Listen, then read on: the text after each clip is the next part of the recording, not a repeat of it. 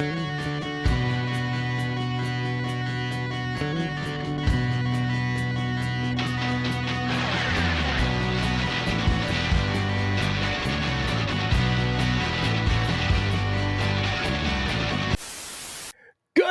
evening, everybody. Welcome to another live episode of The Breakdown. It's May 11th, 2025.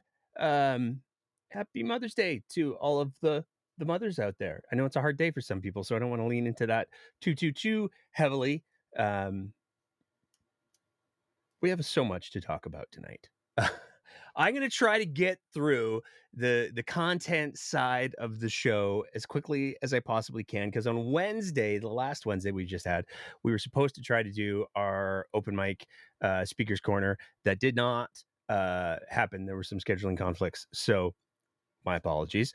But I'm going to try to make some space for that at the end of the show. So if you do have a comment, if you do have something that you want to add in towards the end of the show, then hop on the Twitter Spaces, and hopefully that text still works for us. And we're able to have a bit of a conversation. Let's get to things right out of the gate, though. To start with, let's talk about the carbon tax, because this has been a deeply contentious issue for a lot of people for a little bit of time.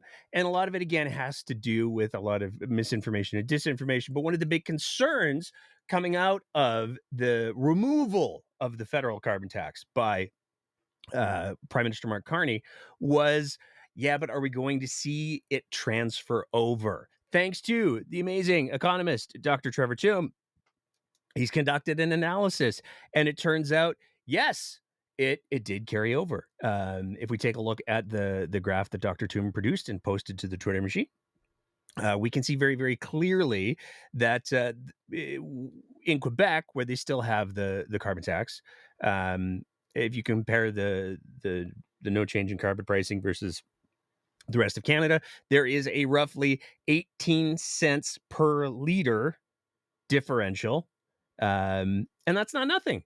So that translates into, if you're doing like a $50 fill or a 50-liter fill, that translates to $9 that you're saving in the gas, lean, and in all of the other ancillary effects. I mean, pros and cons. There's some ups and downs that are associated with this, because, well, yeah, you're saving $9 on a 50-liter fill, but you're still not getting as much money as you were. It's important to remember that when we're talking about the carbon tax, 70 to 80% of Canadians received more in rebates than they paid. And the last rebate went out last month. So that's it. No more carbon tax rebates. And for 70 to 80% of Canadians, that puts you in a worse position than you were in before.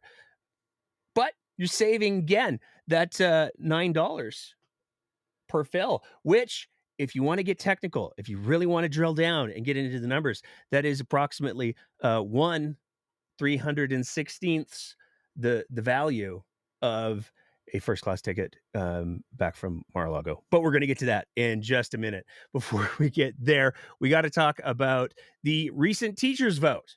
So the Alberta Teachers Association is in the middle of a contract kerfuffle, let's say, with the province. Now, the province would very, very much, it's very, very clear, the province wants to make it about, hey, the teachers, they're all about the money. But in the recent vote, it was very, very clear that for literally a majority of teachers, it's not just about the money. One of the things that teachers have been trying to raise the alarm on for quite some time is the condition of classrooms, whether we're talking about classroom sizes, whether we're talking about having the supports in place to make sure that the complexity of students is appropriately resourced.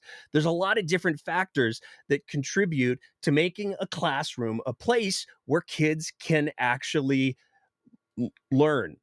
There's a lot of different things, and most of those things have been grossly neglected or made worse by the provincial government. The reality is, one of the very first things that the UCP did when they came into power is they removed the responsibility, the requirement to report on classroom sizes. Now, a lot of school boards still do it, but there's no centralized body where Albertans can go, okay, just how big is this problem?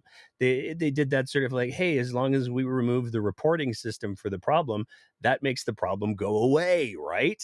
So there's a lot more to this contract negotiation than just teachers would like money. That's not what the core of it is. And in fact, if you take a look at what teachers were saying prior to the vote, the overwhelming majorities of teachers were saying, no, this is about the kids. This is about the classroom complexity. This is about the classroom sizes. This is making sure that the resources are in the right place as well. The province and the teachers, they couldn't get into it. They couldn't find an agreement. And so it went to mediating, meditationing. I'm not sure. We'll get into that. But it went to mediation.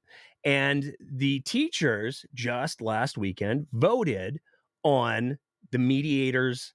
I'm trying so hard to say it right because I have the other word in my head. That joke will be funny in a minute, I promise. The teachers voted on the mediators' proposal, and they came back with a very hard no. First of all, 35,817 members voted. There are only 44,183 registered voters. So you're looking at 75 plus percent of teachers showed up to vote. That's quite a good turnout. That's better than most elections. 13,517 teachers voted yes to accept the mediated agreement, and 22,300 voted no. So 61.99% of teachers said, yeah, this does not address the main issues that are causing all of the stress. This does not address the main issues that are preventing kids from getting the learning outcomes. This doesn't address all of those things. And so the teacher said, no, we don't accept this deal. A lot of people going, okay, so what happens next? Fortunately, there's a graph for that. The Alberta Teachers Association actually put this, we got this from their website, they actually put the process. So if you follow the little arrowy flowcharty things, they started with the mandate development, they went to bargaining, they went to mediation. They did not get a collective agreement out of that. So they went from the mediation, they went to the recommended terms of settlement. That was not accepted. So they're now in a mandatory 14-day cooling off period. And what that cooling off period means is that they can't talk about any of the things, which is why we're talking about it tonight, because they can't. So I'm not a teacher. After those 14 days, that's where they'll go to a potential strike authorization vote, which is where they vote on, yeah, should we maybe do the strikes? At that point, that strike vote or that lockout vote, if it comes from the Alberta Labor or from the government, that is good for 120 days. They have to give 72 hours of notice, and then it can go to a strike and or a lockout. Now, at any point in this process, and this is important to highlight, at any point in this process, the government can come back and say, oh, it's the class sizes, you say. Ha ha, we didn't know that, you see, because we removed all of the reporting requirements. So thank you very much. We will put some things in place to deal with class sizes, or we'll put some things in place to deal with classroom complexity. The government can do that. Whether or not they will, that's entirely up to the government. So it's a little bit of a hurry up and wait for the next 2 weeks to see what happens next, assuming that the government doesn't change its position, which brings us to the official position of the government. I love this so much because this is the tweet, the social media post, the statement from Demetrius Nicolaides, who is the minister of education. This is his sandbox. He's the minister. He's the guy. He's the education guy in the province of Alberta. He's the one who controls the purse strings. He makes the curriculum things happen. He is the expert. But let's read the statement. Please see my statement on the results of the Alberta teachers' vote. Yesterday, I learned, he's learning things, this is good, that the Alberta teachers voted not to accept the, oh dear, we're going to have to zoom in on this. It's a little hard to, the meditators' recommendation. I look forward to hearing from Alberta teachers about the next steps and how we can work together to find the best possible deal. Fascinating implications going on here, but I just want to focus on the Minister of Education in his official statement to the province of Alberta. It's got the little logo at the top and everything. Used the wrong word. He said meditators instead of mediators, which is why I was tripping over all of my words earlier. It's since been corrected, but it's a lot of fun. And it's also interesting because it implies that the deal that was put forward, we're going to find the best possible deal. What were you doing up until this point? I guess would be the question. You came to the table with not the best possible deal. That's a fascinating choice. In all of this, it's really important to remember that Alberta currently has the lowest education spending of any province in Canada, and schools are now seeing the consequences of that. This is not, again, heartbreaking to have to say this over and over and over again. This is not the sole responsibility of just one government. Education has been neglected in the province of Alberta for a very long time. And there have been points in time where it's gotten better, but there's also been points in time where not enough has been done. And that paints across the political spectrum, whether we're talking about the UCP currently, whether we're talking about the NDP when the NDP were NDPing, or that we're talking about the progressive conservatives. Education has been taken from a place where it was the best in the country to not. And that's because it was left alone. It's kind of like if you drive a car and you never ever do the oil changes, and then you express shock when your motor explodes because you didn't, and you don't put any oil into it. You have to do the upkeep. You have to do the things to keep it in tip-top shape. It's very, very important. Moving on from there. Let's talk about the Trump trip for a second, because it will make one of my earlier jokes just a little bit more funny. Story from the good folks at the CBC. This comes compliments of Julia Wong.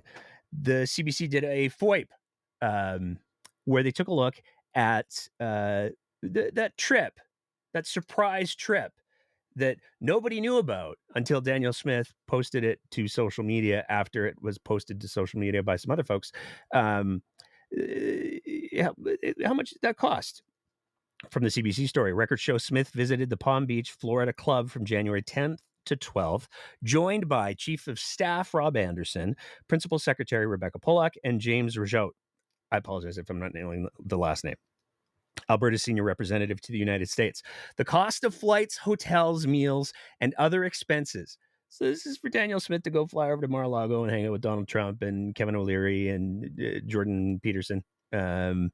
The total cost was $10,101.87 for the approximately 48-hour trip.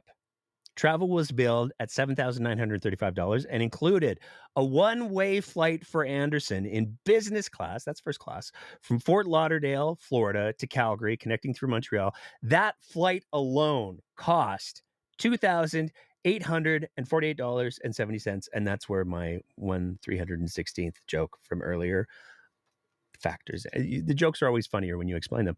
Now, interestingly, all four stayed at a Marriott during the trip. The quote from Smith: the opportunity to go to Florida emerged at that time because it was government business. There was a one-way flight from Punta Cana to Florida for each of us. And this is where things get unnecessarily stupid. I don't know what the word is here. Distracting. There's always the thing. Daniel Smith also stated that Rob Anderson has a doctor's note about a blood condition that requires him to travel first class. Now, there's a lot to unpack here. And I want to preface all of this by saying, while Mr. Anderson has disclosed some of the pertinent medical information, the specifics of which are not publicly available, I'm not a blood expert. There are some blood experts we're going to refer to in a sec, including the government of Alberta. But let's get into what was said. So Rob Anderson released a very spicy little reply to Julia Wong, where he said, "Just going to get this over with, CBC reporter," and then tag Julia Wong. "I have a blood disorder called Factor V Leiden. If I'm sitting upright for extended periods, my blood pools and clots, which can break off inside of my veins and cause a fatal embolism or a stroke. It's almost killed me a couple of times. I therefore need to double up blood thinners and elevate my legs as much as possible on long flights. And yes, that means for flights over 3 hours, I need to fly business in order to not risk leaving my family fatherless slash husbandless. It sucks, but it's the way the genes worked out for me, and I've managed to stay safe after a couple of scares. Figure since you've attempted to use my health condition as an opportunity to smear me and the premier in your big, quote, scoop, and I intend on continuing to travel with the premier in support of her work as long as I'm medically able, I ought to just share this personal health info. I ought to just share this personal health information to avoid further smears. The joys of the job."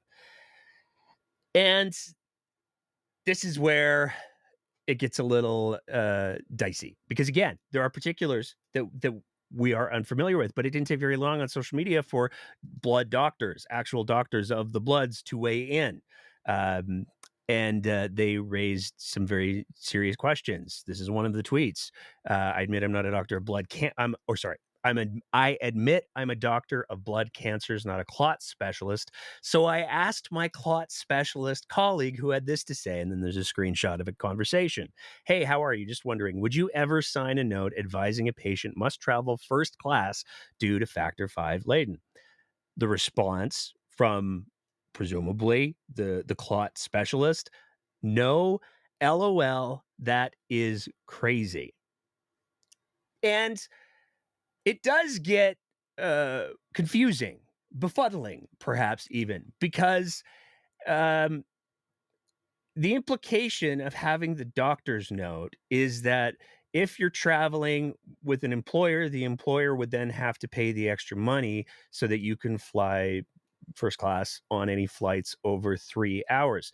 Now, there's a bunch of different arguments to be made here. One of them might be that, given everything that's come out of COVID and the pandemic, where we learned how to use cell phones and other devices to do telepresence, that might be a cheaper option than $2,848.70. That's one question.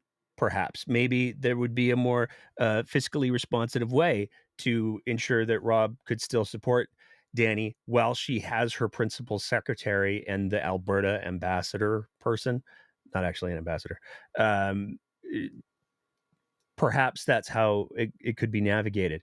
But the other question that comes up is, Daniel Smith has been very, very clear. Everybody was down there in the tropics because there was an event, a family event, let's say. And so why did we pay to have Rob fly back when he would have had to fly back anyways?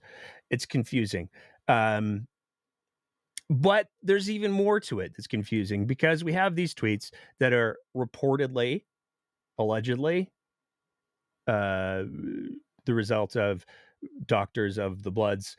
Um, and there's been a lot of people who have been commenting on the social media saying, "Hey, I've got Factor V, and I don't have a note from my doctor saying that I have to fly business class.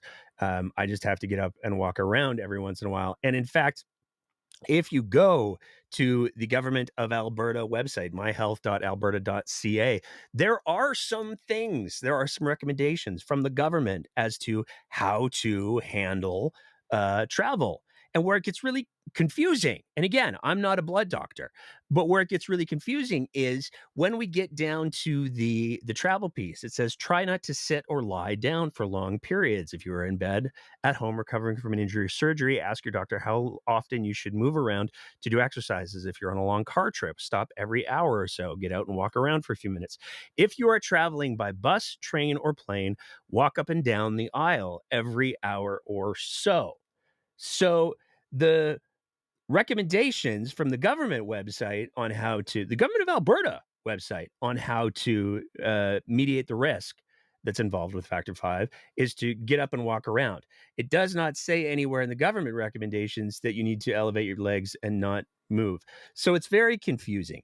I don't Again, I'm not a blood doctor, so I don't claim to understand, but it's a fascinating it'll be a little fun little footnote in Alberta politics for sure. But it turns out Rob Anderson, Daniel Smith, they're not the only ones who are going to be doing the traveling, because Speaker of the House Nathan Cooper has been picked as the new envoy to Washington. And this is where, again, it gets confusing, because the previous envoy, James Mraiche, who is the one who was at Mar-a-Lago with Daniel Smith and Rob Anderson and Becca Bullock, he's not quitting. He's not done government work. In fact, he's coming back to Alberta. But for reasons, I guess, he's coming back to Alberta. Nathan Cooper is stepping down as an MLA. So we now are with 3 by-elections in. And it's going to be like a mini election in Alberta. It's going to be so exciting. And Nathan Cooper is now going to be the envoy to Washington. This is directly from the release. James Mraiche, Alberta's previous senior representative to the U.S., has returned to Edmonton after 4.5 years representing Alberta in the United States. He continues to serve as a senior advisor to Premier Smith, focused on the U.S. file, working out of Premier Smith's office in Alberta. So the guy is still working on all of the U.S. things. He's just now doing it in Alberta. Daniel Smith has moved an MLA off of the board for reasons, and is sending that MLA down to the States. And there has been some warning. We saw in particular, there's a very sad little cat up in Alberta in the legislature,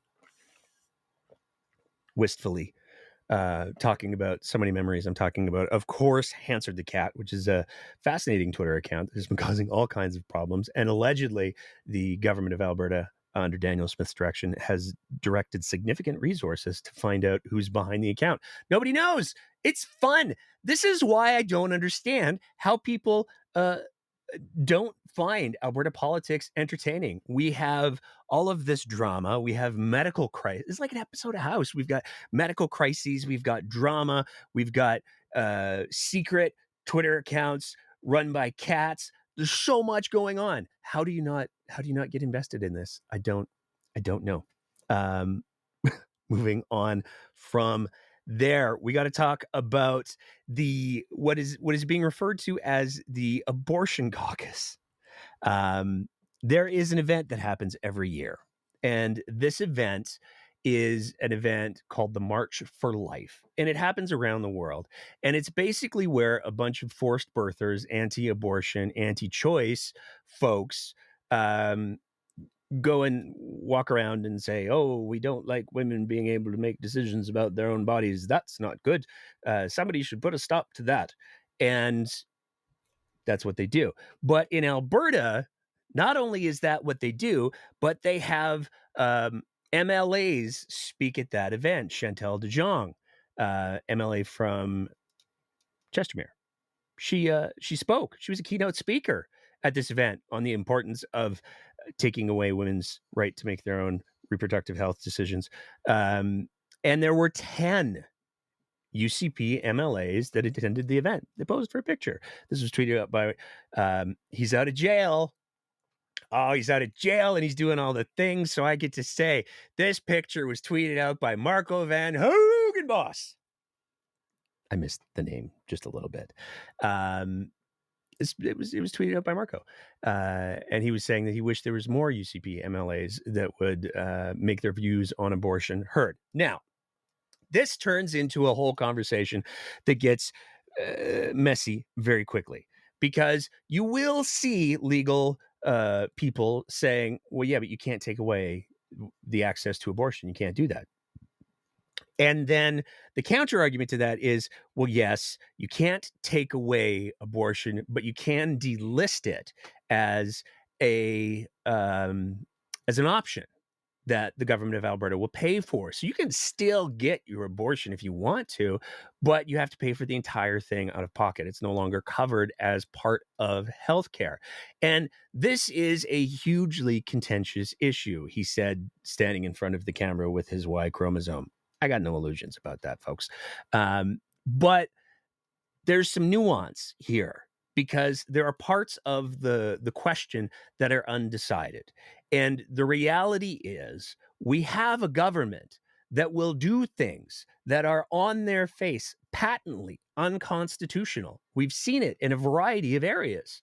The original draft of the Alberta Sovereignty Act was so unconstitutional and such a flagrant violation of the Constitution that Danielle Smith had to massively rewrite it before she was able to get it passed in the legislature.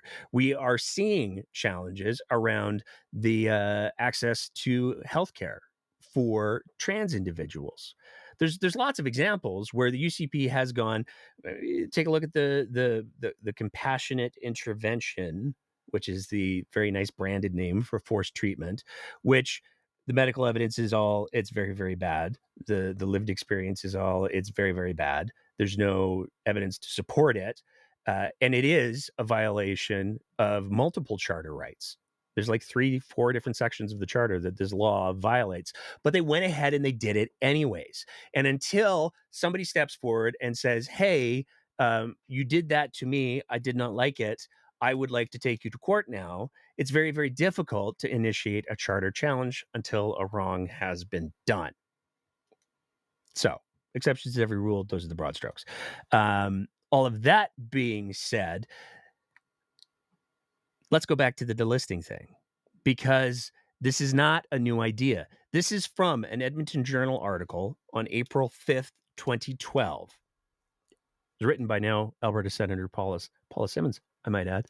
And this has to do with the Wild Roses. I mean, pretty much the same thing now, but the Wild Roses approach to abortion. Bill Bewick, the party spokesman on health policy, told me that a Wild Rose government could not ban abortion since that's a matter of federal responsibility. However, he said the province could opt to delist abortion so that the service would no longer be covered by the province's health insurance plan.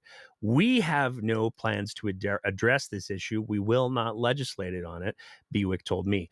On the other hand, he told me, embrace yourselves.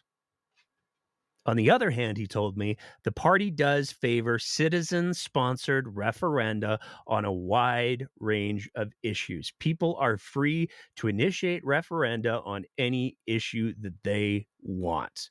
From Danielle Smith. She wrote this in a column back in 2000. Most Canadians respect that the decision is between a woman or her doctor and God. But I'm sure they also agree the taxpayers should not be on the hook to pay for it. If politicians have lost the courage to bring difficult matters into the public forum, she concluded, it makes citizens' initiatives more important than ever. Which brings us to all of the furor over Bill 55. Bill 55 is the UCP's rewriting of all of the very real and very legitimate concerns that exist around democracy in the province of Alberta. Previously, there were criteria that were in place for citizen recall or for citizen-initiated referenda. Now, the standards for those were very, very high. And there is an argument to be made that the standards being very, very high is a good thing, because any referenda costs taxpayers a whack of money. And so you shouldn't be able to initiate a referenda just because, that Janice Irwin, she dances funny. I don't like it. I don't like how she dances. It makes me uncomfortable. I would like to recall her. So me and 5 guys from the Boston Pizza are going to recall her. That's obviously ridiculous, and it's a bit of an extreme example, but that's the idea behind it. It shouldn't be something that can just be initiated over trivial things. It should be something that should be initiated, at least the recall piece, because a politician is behaving so egregiously that their constituents have had enough. Same thing with the citizen referenda piece, because if citizens have the ability to initiate referendums on every little thing, I don't like Janice Irwin's plaid, for example. For the record, big fan of the plaid myself, 90s kid, punk rocker, alt, flannel. I feel it. But you shouldn't be able to initiate referenda over dumb things, because if you don't have the ability to meet a certain high watermark, then you don't have the support. And if you don't have the support, should taxpayers be wasting millions of dollars on putting these things to vote? Most people would argue the answer is no. Danielle Smith and the UCP would clearly argue the answer is yes, because they have drastically lowered the criteria for both recall and for citizen-initiated referenda, and they haven't seemed to really game out what the long-term consequences of this are. But it does absolutely open the door for dumb referendums to get brought forward that say, hey, we think the government of Alberta should delist abortion. That's what we think. We have this referendum. And then we get to have a big, stupid, distracting conversation on something that is based not on evidence, not on medicine, not on anything cogent, but just feels and religion. And when it comes to making decisions about healthcare, feels and religion should only be able to affect the people who are having those feels and subscribe to that religion. Anything else is gross overreach. And certainly government policy should not be decided in that way. So for anybody who's saying abortion is not on the table, given this government's track record, not only just their recent legislative track record, but going all the way back to 2012, to 2000, we have a long history here. And the steps that are being taken are in alignment with the goals that long history clearly stated.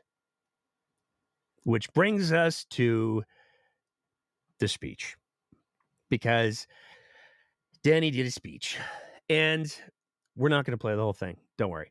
To summarize the speech, it was an exercise in grievance politics and doublespeak and normalizing dangerous ideas. Like I said, we're not going to play the whole thing, but there are a few clips, too, that we want to play because they highlight the Machiavellian hypocrisy that Danny brought to the table. We are well aware that there is a large and growing number of Albertans that have lost hope in Alberta having a free and prosperous future as a part of Canada. Many of these Albertans are organizing petitions to trigger a citizen-initiated referendum, as I mentioned earlier. The vast majority of these individuals are not fringe voices to be marginalized or vilified. They are loyal Albertans. They are quite literally our friends and neighbors who've just had enough of having their livelihoods and prosperity attacked by a hostile federal government. They're frustrated, and they have every reason to be. I want to talk directly to those Albertans. I know how frustrated so many of you have become with our country and the feeling of having politicians living thousands of miles away, passing laws and rules that have cost you your loved ones, jobs, careers, dreams, and opportunities for a brighter future. As most Albertans know, I have repeatedly stated I do not support Alberta separating from Canada. I personally still have hope that there is a path forward for a strong and sovereign Alberta within a united Canada. Now, I'm going to work my way backwards to some degree. I want to start off with, what is this United Canada bullshit? It is just Canada. The Americanization of the rhetoric that we're seeing coming from the UCP and Danielle Smith in particular should be something that gives anybody who's paying any kind of attention a little bit of pause, because United Canada is absolutely an Americanized version of the United States. And it's not that. We don't need to be United Canada. We're just Canada. Our history is different. We don't need to try to put on the wish.com version of Americana in order to give ourselves some semblance of legitimacy. But there's a lot of other things that are interesting. My personal favorite is, you guys, you're just so angry with those politicians who don't even live in the areas that they're governing. I wonder who left that line in the speech because, if you're not aware, Danielle Smith does not live in the constituency in which she's elected. So that's fun. Um, but there's some other pieces that are really, really important to highlight.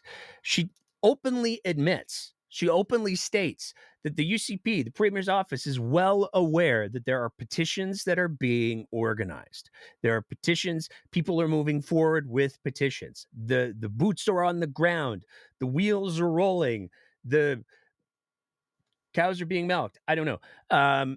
But she's very, very clear.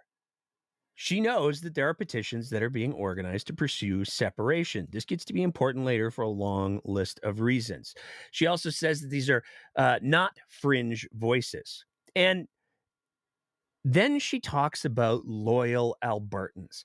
And there's this sneaky little game that's being played here. She's being very clever, or her speechwriter is, because what she's saying is, hey, everybody, we don't need division. We don't want to call people who are ignoring the basic reality of law and economics and the catastrophic consequences that would exist for about Alberta if it's separated. We don't want to call these people fringe. They're loyal Albertans. I don't know what a loyal Albertan is. I legitimately don't.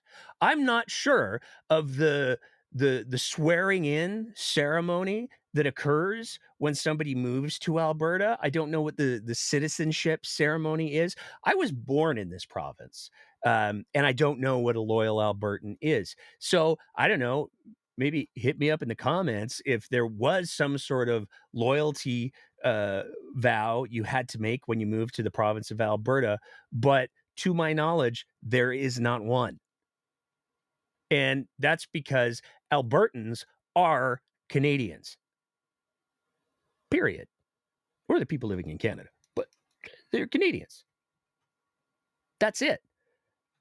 So the fact that we're dividing the categories of people up, that gets to be really, really pertinent in the next clip that we're going to play. But she also talks about the attacks by the hostile federal government. And this is another little tool, if you will, because she's stating it as fact. Alberta has been attacked by a hostile government, hostile federal government. Now, you cannot like the fact that the federal government under both the PCs and the Liberals, made some pretty big changes to environmental protections. You cannot like the fact that maybe those changes weren't all particularly well executed. You cannot like the fact that some of the environmental concerns that we're facing as a country and a planet have direct ties to one of Alberta's larger industries. Our biggest is healthcare. You can not like all of those things, but that doesn't make them deliberate attacks. That can be explained in a number of ways. And one would think that if one was approaching this conversation from an adult perception, that was trying to de-escalate things, that was trying to turn down the temperature, that perhaps that might be an argument that might be made. It's a lot easier to explain bad decisions with incompetence than it is malice most of the time. And it's entirely possible that the federal Liberals, if we're going to do the last 10 years, did not have a full depth and breadth of awareness of the impact of some of the environmental rules that they made. And they didn't do a very good job of selling them to Albertans. They didn't do a very good job of assuring Albertans that things were going to be, they were going to be taken care of. There were some efforts, and it's important to highlight that because Justin Trudeau did try to do the incredibly poorly branded just transition, which was the idea of a fair transition that made sure that nobody was left behind. It wasn't a command, as Danielle Smith interpreted it. There were efforts that were made. And so to frame it as Oh, the federal government with their the hostile federal government with their deliberate attacks is a very deliberate rhetorical tool. And where that gets so important is in how Danny ended her speech. In closing, I want Albertans to know how important it will be in the coming months for our province to be steadfast, unified, and to refrain from heeding the voices of those seeking to divide Albertans against one another. There will be many outside, and even inside this province, who will try and sow fear and anger among us. They will seek to divide us into different camps for the purposes of marginalizing and vilifying one another based on differing opinions, effectively pitting neighbor against neighbor and Albertan against Albertan. This is not the Alberta way. It's not who we are, and it's not who I am. There are thousands of Albertans who are so frustrated with the last 10 years of Ottawa's attacks on their friends' and families' livelihoods that they feel Alberta would be stronger and more prosperous as an independent nation. That is an understandable and justifiable feeling to have, even if we disagree on what to do about it. These Albertans are not traitors, nor should they ever be treated as such. They just love their province and family and want a better future than the one Ottawa is offering them right now. Yes, they are. I'll go ahead and say it. Absolutely, 100%. I mean, maybe the technical legal term is seditionists. I'm not sure. But as soon as you have somebody who's advocating for Alberta sovereignty and simultaneously advocating for joining the United States, you are acting on the benefit of a foreign power, which makes you a traitor. It's that simple. You're a traitor to Canada. You might not view yourself as a traitor to Alberta. And if that's how you choose to rationalize it or justify it, you do what you do. That's fine. Whatever helps you sleep at night. But it does not change the reality that if you are somebody who is advocating for Alberta to leave Canada and go cozy up to the United States and be the 51st state, if you're flying 51st state flags on the back of your pickup truck or your vehicle or whatever, if you're running around with stickers that say 51st state on your vehicle, you are, by definition, a traitor. So let's just get that out of the way, shall we? But it's also really important to take a look at what Danny did there, because she talks about, hey, everybody, we don't want to use divisive language. We don't want to villainize anybody, but the feds are just the worst. The attacks on livelihoods, they were attacks. They attacked us. The attacks on livelihoods of their friends and their families. She's doing exactly what she's telling everybody not to do. And this is a key trait of Danielle Smith's communication strategy. She says, hey, everybody, be really, really nice. Don't call names. I'm not like that. But oh my God, the feds are just the worst with their attacks and with their destroying lives and livelihoods. Oh, the feds, they're just so bad. But those loyal Albertans who would turn their back on their country, the same country that has showed up in multiple ways for multiple natural disasters that Alberta has had. I'm not going to make a pitch for why Confederation is awesome, why Canada is awesome, why the ideas that Canada and many Albertans who are Canadians and also permanent residents and other things aspire to. I'm not going to say, and I've said it before, there are many things that Canada needs to do a whole lot better. There's no question about that. Canada has failed in many, many ways, but that does not make it a failed state, because if the failure of just one area of policy, if just the failure of one area is enough to invalidate a state, I have a $70 million children's medication deal I'd like to talk about for a second. Or introducing conversations about Alberta pension plans when you absolutely refuse to campaign on them. Introducing a provincial police force, which you've done, which you absolutely refuse to campaign on. There's a lot of different things.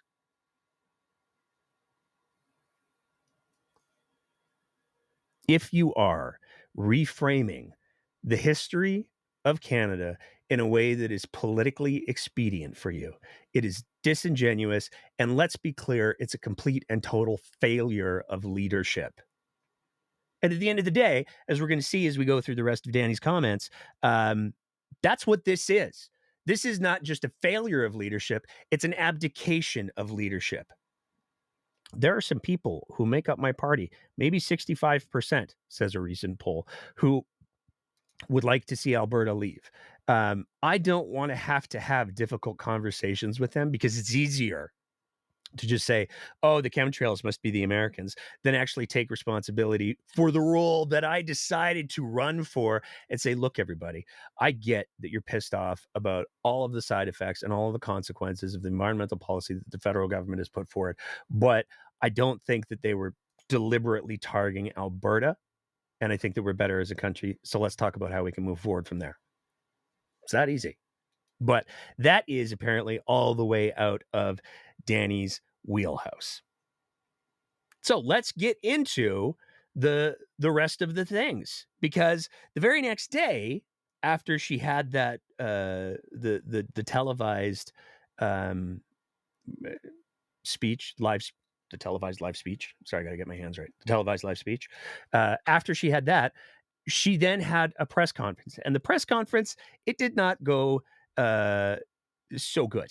You did not campaign on opening the door to a separation referendum. You essentially campaigned on a tax cut and standing up to Ottawa. So do you have the mandate to open such a door to Alberta separating from the rest of Canada? Yeah, I don't have a mandate, and my party doesn't support that. My party quite clearly in their founding documents came together and they support a strong, united Canada, protecting constitutional sovereignty, and that's what I've been doing.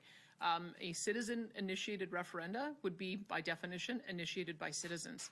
And so I won't prejudge what issues citizens might want to put on the table, but that is up to citizens to decide and to get the number of signatures. All I've said is I will honor the process. And the public very clearly knows that we are a party of direct democracy, that we do believe in things like citizen initiative and recall that happened under my predecessor. And so I would leave it to the people, but that's why I have been pretty clear that I do not support separatism myself. I support a strong, sovereign Alberta within a united Canada, and that's what I'll keep working towards. Again, the United Canada rhetoric. But one of the other things that Danny threw out there was the whole, I don't want to prejudge what's going to come forward. You literally said last night, at that point in time, you literally said that you were aware that there were already efforts being made on a separation referendum. You literally included that in your pre-written telepromptered speech. And the next day you're going to be like, hey, man, I don't know. And this has been part of the communication strategy and the rhetoric that we've seen from Danielle Smith since the introduction of Bill 55. It was all, hey, man, I don't know. Who knows what's going to happen? You can't predict what people are going to do. Oh, people, they can just be so unpredictable. It's not who we are as a party, except there are some problems with that, because as we turn once again to Calgary law heat, long exasperated sigh. They're having another one of their injection of truth style events. This one is called The Courage to Listen, Building a Framework for Sovereign Alberta. Um, and the language that they use in the explanation of the event is very mixed, because they're saying, clearly because they know that they have to, hey, whoa, we're not talking about separation, but their bullet points tell a very different story. Bill 1, popularly called the Alberta Sovereignty Act, is the impetus for Albertans to create a roadmap and a framework for a sovereign Alberta within a united Canada. How do we build a framework for a sovereign Alberta within a united Canada so that Alberta weaves its sovereign rights into our provincial fabric? Who doesn't want a prosperous Alberta which culturally rewards hardworking families and entrepreneurs? And here's where we hit the road. What could the future look like? The dad giveaway, because this is one of the lines, which is, for the record, completely inaccurate. One of the lines that we see from the separatists already. How can we reduce taxation by 50% for Albertans? What are the steps necessary to claim a sovereign Alberta? What would, and here's another dead giveaway, what would an Alberta constitution look like? Is it time for a new request for proposal to reclaim the Alberta advantage? There's a lot of subtext and dog whistles, but the three dead giveaways are the 50% taxation, the Alberta Constitution, and the request for proposal. Who are we going to bring in to make sure that we get the Alberta advantage back? We need a new stakeholder, perhaps. We're just asking questions, though. So this is an official UCP event. And like I said, there's a poll that came out this week that showed that 65% of UCP members favor separatism. So for Danielle Smith to stand up and be like, whoa, whoa, whoa, whoa, guys, no, it's not like that, is a little disingenuous. Speaking of disingenuous, though. And we'll go to Catherine. Yeah, and in asking for this guaranteed access to the 3 oceans, how does that respect other provincial jurisdictions? The federal government was given trade and commerce power when we came together as territories in order to enable access to markets. In fact, there's quite a bit of law internationally that says that if you are a separate nation, one nation cannot landlock another. It's sort of a given that it is inappropriate use of power to prevent a jurisdiction from being able to get its resources to market. And so that is the thinking that we have around this, is that it's the constitutional authority of Ottawa to enable this to happen. And they have managed to in the past. The Coastal GasLink pipeline, despite a lot of extra cost, uncertainty, still did manage to get built, and LNG Canada will be open soon and will be exporting. And despite 6 times the cost associated with Trans Mountain Pipeline, it also managed to get built. And so I think we have seen that when there are important strategic decisions that need to be made, strategic infrastructure, the federal government does have the power to be able to get resources to market. And so I would say that we signed on to it, all of the provinces, along with the new Prime Minister, just prior to the election, saying that we all agree to economic corridors that include oil and gas pipelines. So I'm just reaffirming that that was the commitment on the part of all of the provinces prior to the election, and I hope it's the commitment of all of the provinces now that the election's over.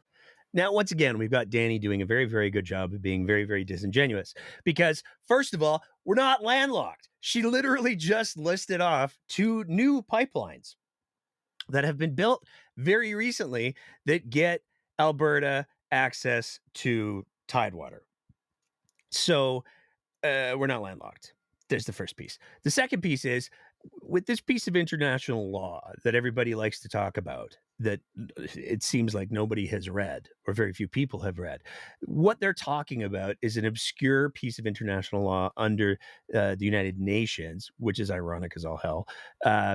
But it has a clear definition of how that access to tidewater has to be granted. And it's not the win that everybody presents it as. It's always about the fine print, people. Unless, of course, you're planning on exporting your oil or your gas exclusively by mule and maybe trucks or by foot. That should work very well in today's global economy. That's what the rules say. That's how it defines you have to allow people to have access to tidewater. But again, we already have that access to tidewater. Now, where it gets really wild is Danielle Smith is, in effect, using the threat of separatism to try to leverage the federal government to force other provinces to accept the projects that she says they have to accept. And it's not like we recently saw Danielle Smith, I don't know, 6 months ago, speaking out against exactly that. Oh, wait, yes, she did. The federal government does not have a mandate to bargain with Quebec separatists at the expense of Alberta, the West, and the rest of the country. If the Liberals go down this path, we need to have an election to be called immediately. Her own graphic. Feds have no mandate to bargain with separatists. This is from September 9th, 2024.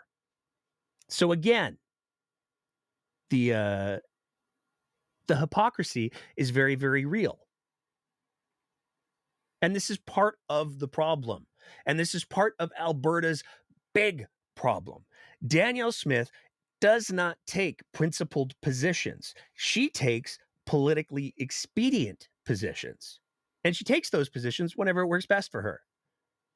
That makes it very, very hard to negotiate anything with her in good faith. And you have to ask, now that she has brought the specter of separatism to the forefront of the Alberta political conversation. Now, there's no question it's a distraction from a great many things, but now that she has deliberately done so, what investor is going to say, oh, hey, yeah, no, you're going to have a separation vote referendum in like a year? Oh, yeah, we're going to invest millions.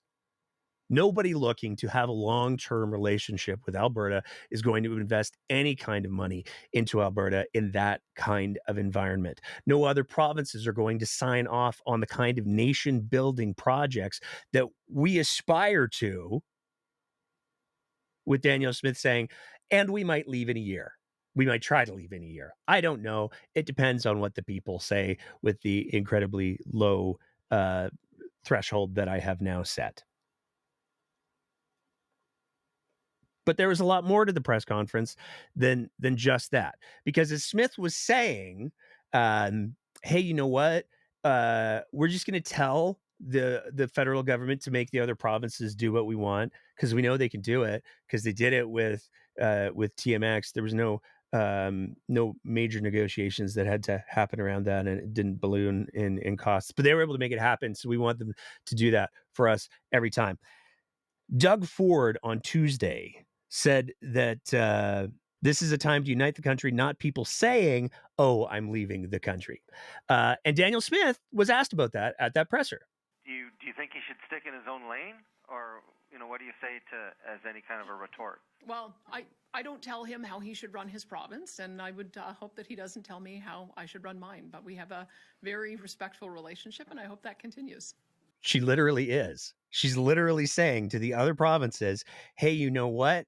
You need to do exactly what I'm telling you to do. You need to do that because I said so. It's wildly hypocritical. But let's go back to for a sec on that whole piece of Danielle Smith doesn't want to say that she wants to presuppose or prejudge what people are going to do. It's worth noting at this point that one of the leading organizations that's currently building a database of people to have signatures so that when they actually get their question approved and when they actually can collect those signatures, they know exactly where to go to hit the threshold. One of the organizations that's doing that is an organization called the Alberta Prosperity Project. Now, we've been talking about the Alberta Prosperity Project on the show for quite some time because they've kind of got some things going on. They've had some problems. They initially started off as it appeared to be they were pursuing becoming a separatist political party of their own. But then they realized that was just too much work. It seems like the Alberta Prosperity Project, some people might interpret that their whole ethos is, well, we're going to do the big thing. That's too hard. Can we change the rules? Because that's what they seem to do a lot of. But one of the high watermarks of success, if you will, for the Alberta Prosperity Project came during the leadership race for the UCP, when Danielle Smith was running for the UCP leadership race. Now, as we're listening to this clip here, or watching it, remember, Danielle Smith has said she does not believe anybody should be pulling on the levers of separation. She doesn't endorse that kind of thing. She's also said, oh man, there's no way anybody could have seen all of the separatist rhetoric coming. You couldn't have done it. Let's listen to Ezra Levant, who teamed up with the Alberta Prosperity Project at the Alberta Prosperity Project Rebel Media Leadership Debate. Let's listen to his question and then Danny's answer. Quebec, for centuries, has been a minority, a linguistic minority, cultural, economic minority, but they did something different. They had an or else added to the end of it. How far are you willing to go?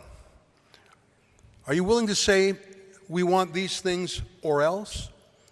At what stage would you, for example, invoke the Clarity Act as clarified by the Supreme Court? For example, calling a referendum on the Clarity Act question of secession.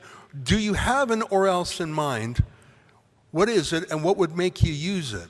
And if not, how are you serious? And I'll start off with Danielle Smith on that one. The or else is Dennis Modry and the Alberta Prosperity Project. It's true. We proclaimed into law on April the 7th the Citizen Initiative Act, which gives the people the power to collect signatures for a petition campaign to propose an amendment. If it's a simple matter of policy, it's a 10% threshold. If it's a constitutional change, it's a 20% threshold. That would mean 600,000 signatures. And as I understand it, Dr. Modry has 1 million people on his database. So part of when I decided I wanted to run, I knew how important it was to make sure that we addressed the issues of autonomy. And I talked to Dr. Modry as one of my first steps. I said, let's try this together.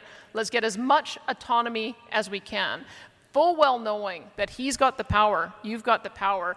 If we're not successful, and this is why I take your movement very, very seriously, and why Justin Trudeau should take it very, very seriously too, because you have the power to be able to be the or else. I guess she knew about it all the way back to 2022. I guess this strategy was already in place back in 2022. I guess the separatism conversation was already happening back in 2022. So it's a little bit disingenuous, to say the least, of Danielle Smith to be, oh man, nobody could have ever seen this coming. Now, there's one other clip from the press conference that we want to play. It doesn't really have anything to do with the sovereignty piece or the separation piece or Bill 55 or any of those things. There's actually 3 more clips that we're going to play, but there's one in particular that's just wildly off topic for now. But I'm going to use it as the teaser trailer, if you will, because the topic that is addressed in this clip may be relevant for next week's show. Premier Smith, in light of the Globe and Mail's reporting on Alberta's Justice Minister, Mickey Emery, being a longtime friend and relative through marriage of Sam Mraiche, whose business dealing with the health authority are tied to a lawsuit and multiple investigations, do you believe this is a conflict of interest for the province?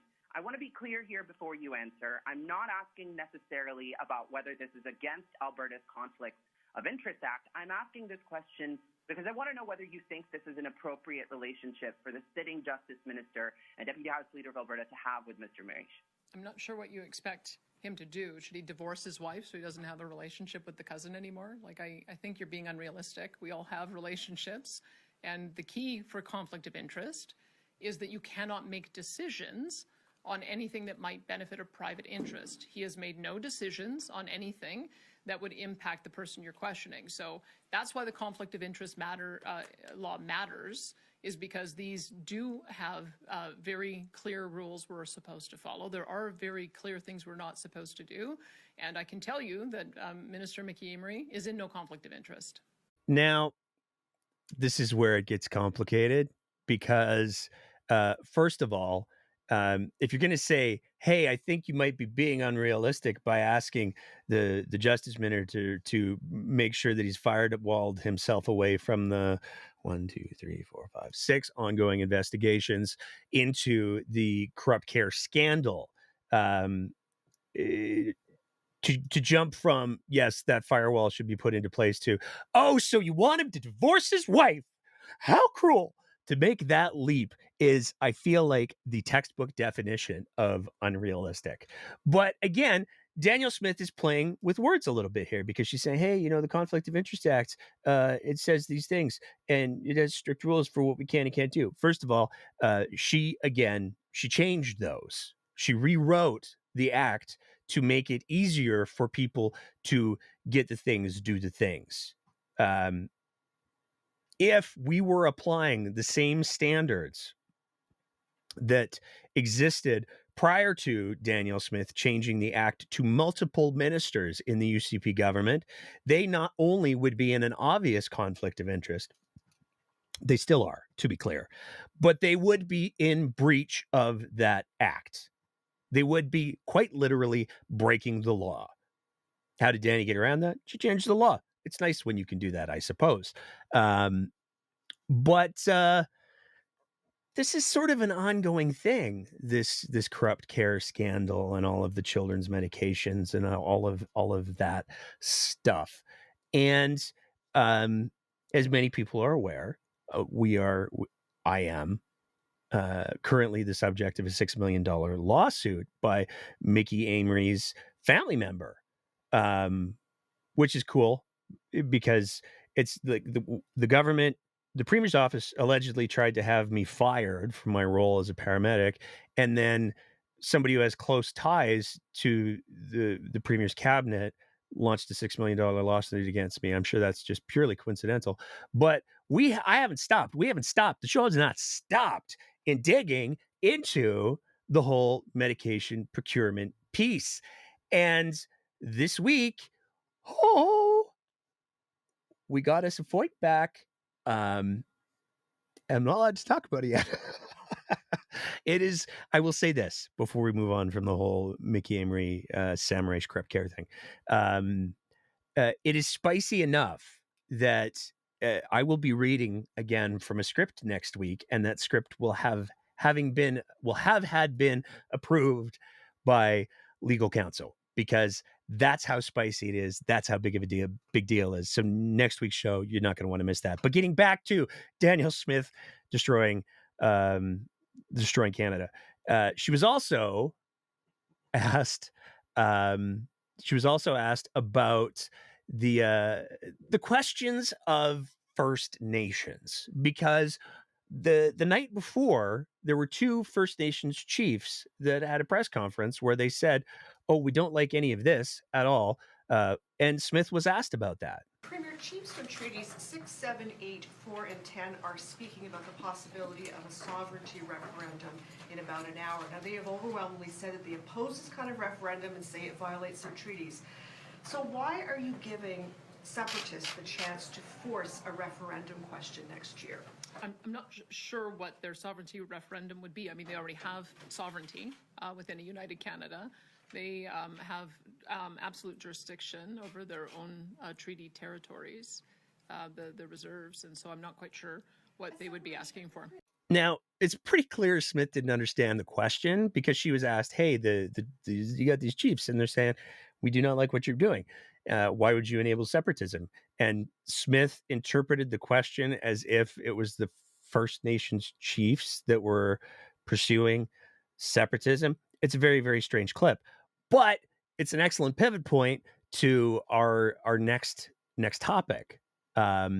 Because that press conference that was alluded to there absolutely did happen.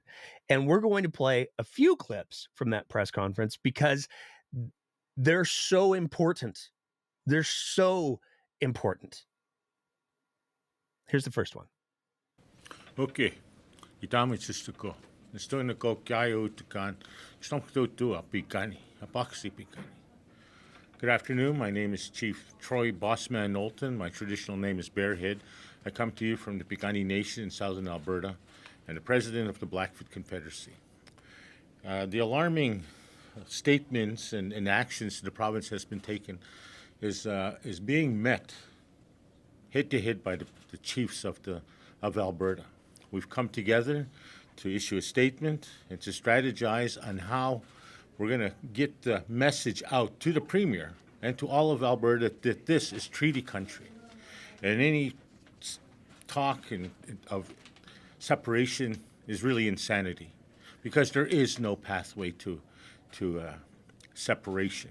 You can have all the referendums you want, but there is no way. And for the province to not engage with First Nations, if they're going to make statements like that, really shows the respect that they have for the original inhabitants of this land. So I joined together with my brothers and sisters, the chiefs, Treaties 6, 7, and 8, as well as support from First Nations across Canada who know what we're going through. They know that the battles that we're embarking on. And what has happened today is separation. The rhetoric and insanity of separation here in Alberta has united First Nations on this land, but all across Canada from coast to coast to coast. So I want to thank you, Danielle Smith, 454. Why? Because today we stand united. We're not going anywhere. And if you feel that you have problems with First Nations, you could leave. There's a lot in that clip. And there's a lot more in the clips that we're going to play. I think one of the biggest things that people need to take away from that clip, though, is I don't know that anybody should want their any part of their history, their legacy to be, I did a thing so big and so bad that I united the leaders of the confederations of treaties 6, 7, and 8. This is all of Alberta that is covered by 6, 7, and 8. There's a couple of little nubs off on the side for 4 and 5, but the vast majority of 6, 7, and 8. You did a thing so big and so bad that all of these chiefs got together and said, we're united against you. I don't know how anybody would not hear something like that and immediately go, whoa, whoa, whoa, whoa, whoa, whoa, whoa. We need to pump the brakes. We need to take a step back. We need to pause this legislation. We need to make sure that we get it right. We clearly didn't consult with any of the First Nations or Indigenous or Métis or Inuit folks in any kind of a meaningful way. We're going to go do that now, and we're going to bring with us several bags of sorry, because we did a very, very big thing very, very badly. There has been none of that. There's been no indication of that. And you'll hear more of that in some of these clips as we go. There was a very, very powerful moment from one of the chiefs who actually had the press conference the night before, where he spoke directly to how he felt, how he viewed Bill 55. Good afternoon. My name is Chief Billy Joe Tucker with the Miksuk Cree First Nation. I too can echo the sentiments of the chief here before me, that we thank you for bringing us together as treaty people to stand and oppose this. Yesterday, you made 4 demands to the Prime Minister of Canada. That was a no-no, because you gave him a time limit till the 2026 to get their things in order. But you will not do what you want without the approval of the treaty people. You talk about a reset with Canada, you must reset with the Indigenous peoples of Turtle Island. Bill 54, this is what we think of you. You're garbage like that. This is treaty land, and we stand on it today. Thank you. One of the next pieces, and this is a really important piece, because for me, it really highlights the kind of nuance that we're talking about here and the kind of nuance that is absent here. One of the pieces that exists in treaties is there are treaty rights for First Nations folks to enjoy hunting and trapping. I'm going to let one of the chiefs tell you more about that. Good afternoon. My name is Wilfred Hokanuza. I'm a chief of Denada First Nation and also a Grand Chief of North Peace Tribal Council. The message I would like to bring forth is I'm echoing some of the concerns that I bring here from my people, and then standing united with other First Nation, and we are getting their support as well. There is developments that are happening in our traditional territory. The ongoing clearing of trees, farmland, and that's impacting our way of life. Section 35, our hunting, fishing, and trapping rights. What will there be left for the young people if we don't do anything today? But today it shows that we stand united, and we will say no to further dictatorship from foreign governments. Our treaty was here before the province became a province in 1905, and we're not going anywhere. And I just want to bring home a clear message to the government that the Crown has a responsibility. This is federal government to ensure that our obligations are met. Thank you. And that's a really important piece. And this is where, if I was going to highlight an area where Daniel Smith and the UCP are falling down the most, there is clear calls to action in regards to how the work of truth and reconciliation can be done. Danielle Smith has done a very, very good job, as have many members of the UCP have done a very, very good job of doing the lip service of reconciliation. But part of that reconciliation process means recognizing the wrongs that were done and making sure that there is no room for any sort of interpretation of there being any sort of deliberate exploitation of First Nations, Indigenous, Métis, or Inuit peoples. That's critically important. Making sure that Treaties 6, 7, and 8 are honored not just to the letter, but to the spirit of those treaties is the bare minimum. But the consequences of Danielle Smith's actions go much further than just continuing the wounds that Canada inflicted on First Nations peoples. Okay, Mr. Wanako, Nook's Stomach, Chief Ore Crowfoot. We have a lot of partnerships with other First Nations as well as non-First Nation organizations and corporations and entities. And this kind of rhetoric's not just attack on First Nations, but it's attack on all people that call Alberta home. You know, you only have to look south of the border of the chaos and the uncertainty that's going on in the world. This time, more than any time, we should be bonding together and talking about how we're going to unite as a nation versus separation as a province. So again, I just want to echo all the comments my former chief said, and we all stand together in solidarity to protect our territories, to protect our treaties, and to protect our people. Again. Do you just take a second to contemplate how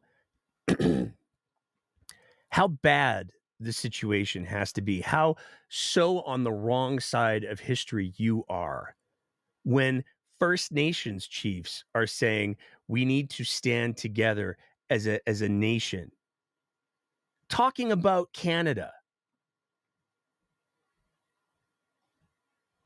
First Nations chiefs are doing more to defend Canada than the Premier of Alberta currently is. They are speaking more strongly than the Premier of Alberta currently is. And that's insane. And it's heartbreaking. And some of that heartbreak was very clearly visible. The Premier has said that any referendum questions put on a ballot in 2026 would have to be voted on, would have to respect the treaties. How confident are you in that? Not very confident. That's why we're here today. We've been lied to for 126 years as Treaty 8 since 1899, and we've been defending that treaty since the day after it's been signed. So, from discussions we had today, enough is enough. The treaty people are rising up, and we will not take any more of the forked tongue that we've been lied to for the last 126 years. Thank you. One of the most powerful moments, though, and one of the most important moments for Albertans and Canadians to hear came from the second part of the response to that question. This is the chief from Piikani Nation down south speaking, and he offers a history lesson that everybody should pay attention to. As far as the first question, how prepared are we? Many First Nations have been in litigation for many years. Since the introduction of the White Paper and the assimilation of First Nations across Canada, we've had our guard up. Prior to that, we know that the Indian agents and the government of Canada ruled us like a concentration camp. Our people were not allowed to leave the reserve without a permit. And the overseer, the Indian agent, he dictated who lived and died, who ate, who didn't eat. And that's what we lived under. And many people don't know that. And so for the last 50 years, we've been in defense of our rights, of our land, our jurisdiction, our identity. When you look back at the NRTA, when it was implemented in the 1930s, First Nations couldn't get a lawyer and couldn't get legal advice. Yet they made the decision on the resources of Alberta without our input. We had nothing to say. And for over 100 years, we got nothing out of those resources until those who were lucky to have it started to fight and started to challenge. And so how prepared are we? We're very prepared. Today, every one of the First Nations you see here, we've got doctors, we've got lawyers, we've got judges, we've got crown prosecutors. We're ready. We're ready for a fight. We got resources that we can either share or utilize ourselves for any litigation moving forward and any challenges we're going to have. So we're ready. And so if it comes down to it, and how confident are we? Put yourself in the moccasins of a First Nations and look at the history that we've had to go through. And ask yourself, how confident would I be for a government that's going to recognize a First Nation and give them what's rightfully theirs when today we're dealing with this in 2025? How confident are we? I'll let you answer that. But we're ready. We're ready for the fight.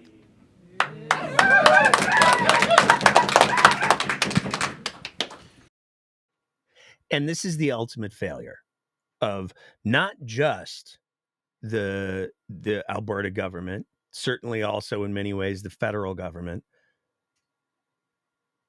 First Nations, treaty signatories, have been treated in bad faith over and over and over again. And it is not unrealistic for them to ask, as part of Truth and Reconciliation, to be treated instead in good faith. That should be the bare minimum. But it's a bare minimum that Danielle Smith and the UCP cannot bring themselves to meet. And the sense of betrayal that comes from that comes from having people say, hey, I'm with you 100%. I feel it all. Oh, we're going to make some big changes here. And then at the moments where it matters most, fail to deliver, were incredibly well articulated by that same chief. So I got a call from Rick Wilson yesterday, and I debated whether I should answer or not. And I let it ring a few times, and it looked like he was waiting and hoping. And before it went to answer the machine, I told my wife, I was in my vehicle. I said, "Yeah, I better just answer this." And he probably didn't like the fact that I answered it because I was upset. And I said to him a number of things as far as the rhetoric that's being promoted. It's taken right out of President Trump's playbook. 8 years ago, President Trump made it okay for racists, white supremacists, and bigots to come out of their bedrooms and yell and scream on the street that they don't like brown people, they don't like black people, they don't like Mexicans. That's exactly what's happening today. You've seen the rally in Edmonton with the First Nations on one side and the non-natives on the other side. It's exactly what's happening. She's given those white supremacists, those racists, a platform now because it's okay. And that's what this referendum is going to be about. So I'm hearing from non-native people every day that we support the First Nation initiative. We support what's going on. I voted UCP, but I don't support those policies. April the 14th, the UCP government voted down the Reconciliation Implementation Act. It was Bill 209. And so Bill 209 would have given the reconciliation, the TRC articles, a pathway to be recognized and to be implemented throughout Alberta. Every UCP member voted against it, including those who sit amongst us, who smoke the pipe with us, who say the good words, who say the prayers, join us in ceremony. That's what I told Minister Wilson. I said, you come to my community. You sit across the table. You shed tears at almost every meeting. You smoke the pipe with us. And when it comes to voting for something that's going to benefit the First Nations, you vote against it. He said, Chief, I had to. There was a poison pill in there, and the bill was introduced by the opposition. I had to vote against it. I said, no, you didn't.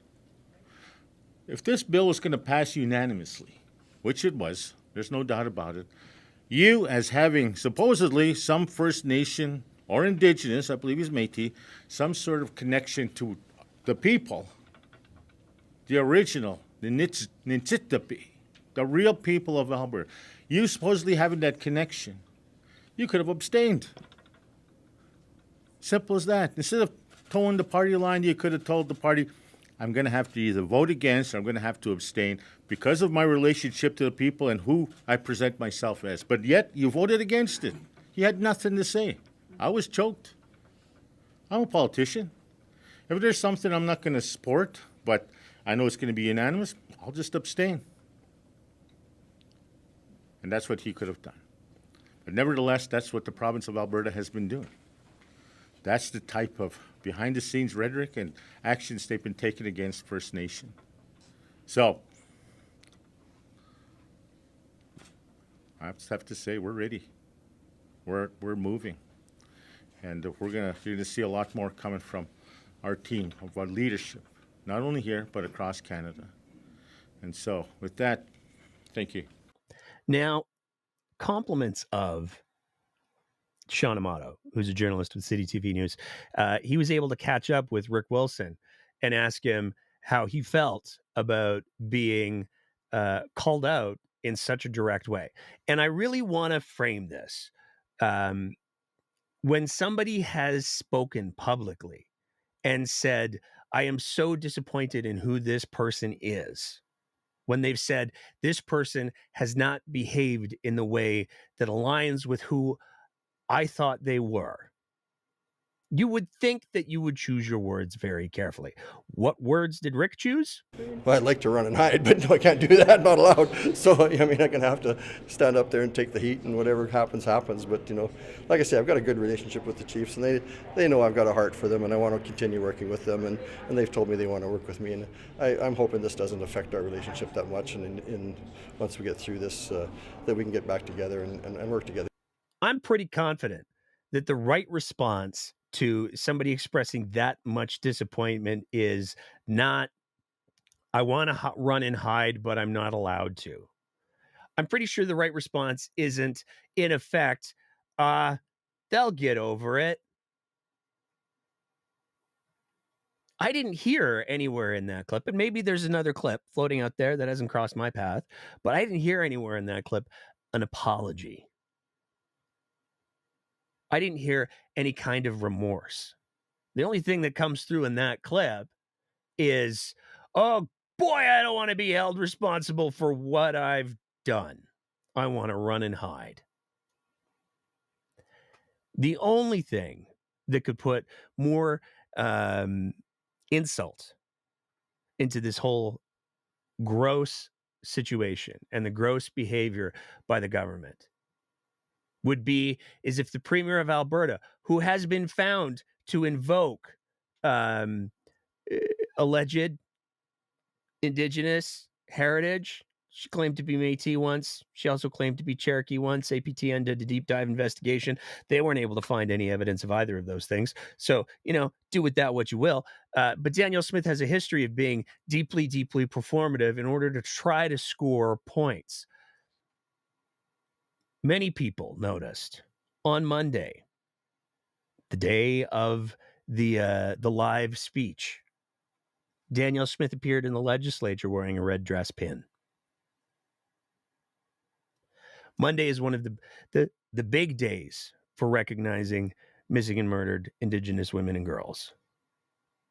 Danielle Smith appeared in the legislature with her red dress pin on. But when she did her live address to the province, where she was going to pass off her approximation of leadership, many people, and I'm certain many people within the First Nations, Indigenous, Métis communities also noted she was not wearing that pin anymore. And we're still not done, because Danny also did an interview with Power and Politics. And we're going to split the big clip up into two pieces, because there is, as always, a lot to unpack. But let's play the first clip and we'll go from there.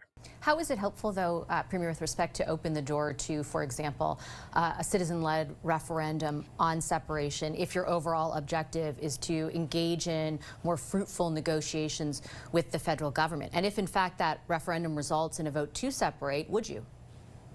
I would say there's a lot there. I would say that we were in the process of modifying all of our elections laws because we had heard that the thresholds for both recall and citizen initiative were too high, and so they were unrealistic. So that was a process that was taking place independently.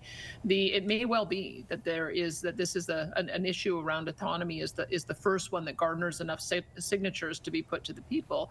But I would say my job is to look at what we see in the world out there. We've got 30 to 40% of Albertans polled saying that they are dissatisfied with the country to the point where they would consider it. And my job is to try to bring those numbers down. That's what I'm doing. That's why I have been told by my caucus and by the people that I speak with to give this new prime minister a chance to see if we can get to a deal. And that's what I intend to do, is to go into those discussions in good faith and hope that we can get to a resolution and a meeting of the minds.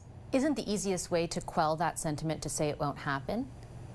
Well, I think you can see that if there isn't an outlet, it creates a new party. In Quebec right now, the Parti Québécois is polling highest of the provincial parties, and we also see that the Bloc won a significant number of seats. I don't want to see that happen. I want to see us identify the issues that matter to people. Let's not demonize people. Let's acknowledge that the feelings that they have a root, and the root is in the way Alberta has been treated for the last 10 years by the Liberals. So that's genuine, and I'm being very direct with the Prime Minister and saying if we can solve some of these things, I think that will bring the temperature down, and that's what I'll continue to do.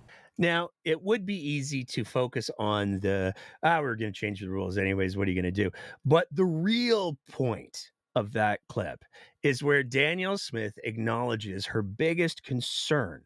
Her biggest concern is, well, these sort of things split parties. And with the recent polling that I've referred to multiple times, showing that 65% of the UCP support separation. I mean, Danielle Smith is already running a separatist party. At that point, when 65% of your membership agree on a thing, I look forward to the UCP's next policy convention because I suspect it's going to be absolutely bonkers. But Danny's saying, well, we got to make sure that we hold the party together. It's very, very important. Hey, it's not like that's a strategy that was established before she ever ran for leadership. It's not like that was a strategy that was acknowledged by, I don't know, her executive director of first class seats, was it? Importantly, you need someone that's going to cut that vote block off at the pass. These are the people that are very anti-mandate, very anti having their rights trampled on during the pandemic. People that believe in provincial sovereignty, that mostly want to stay within Canada, but are not going to tolerate the type of attacks from Ottawa that we've seen.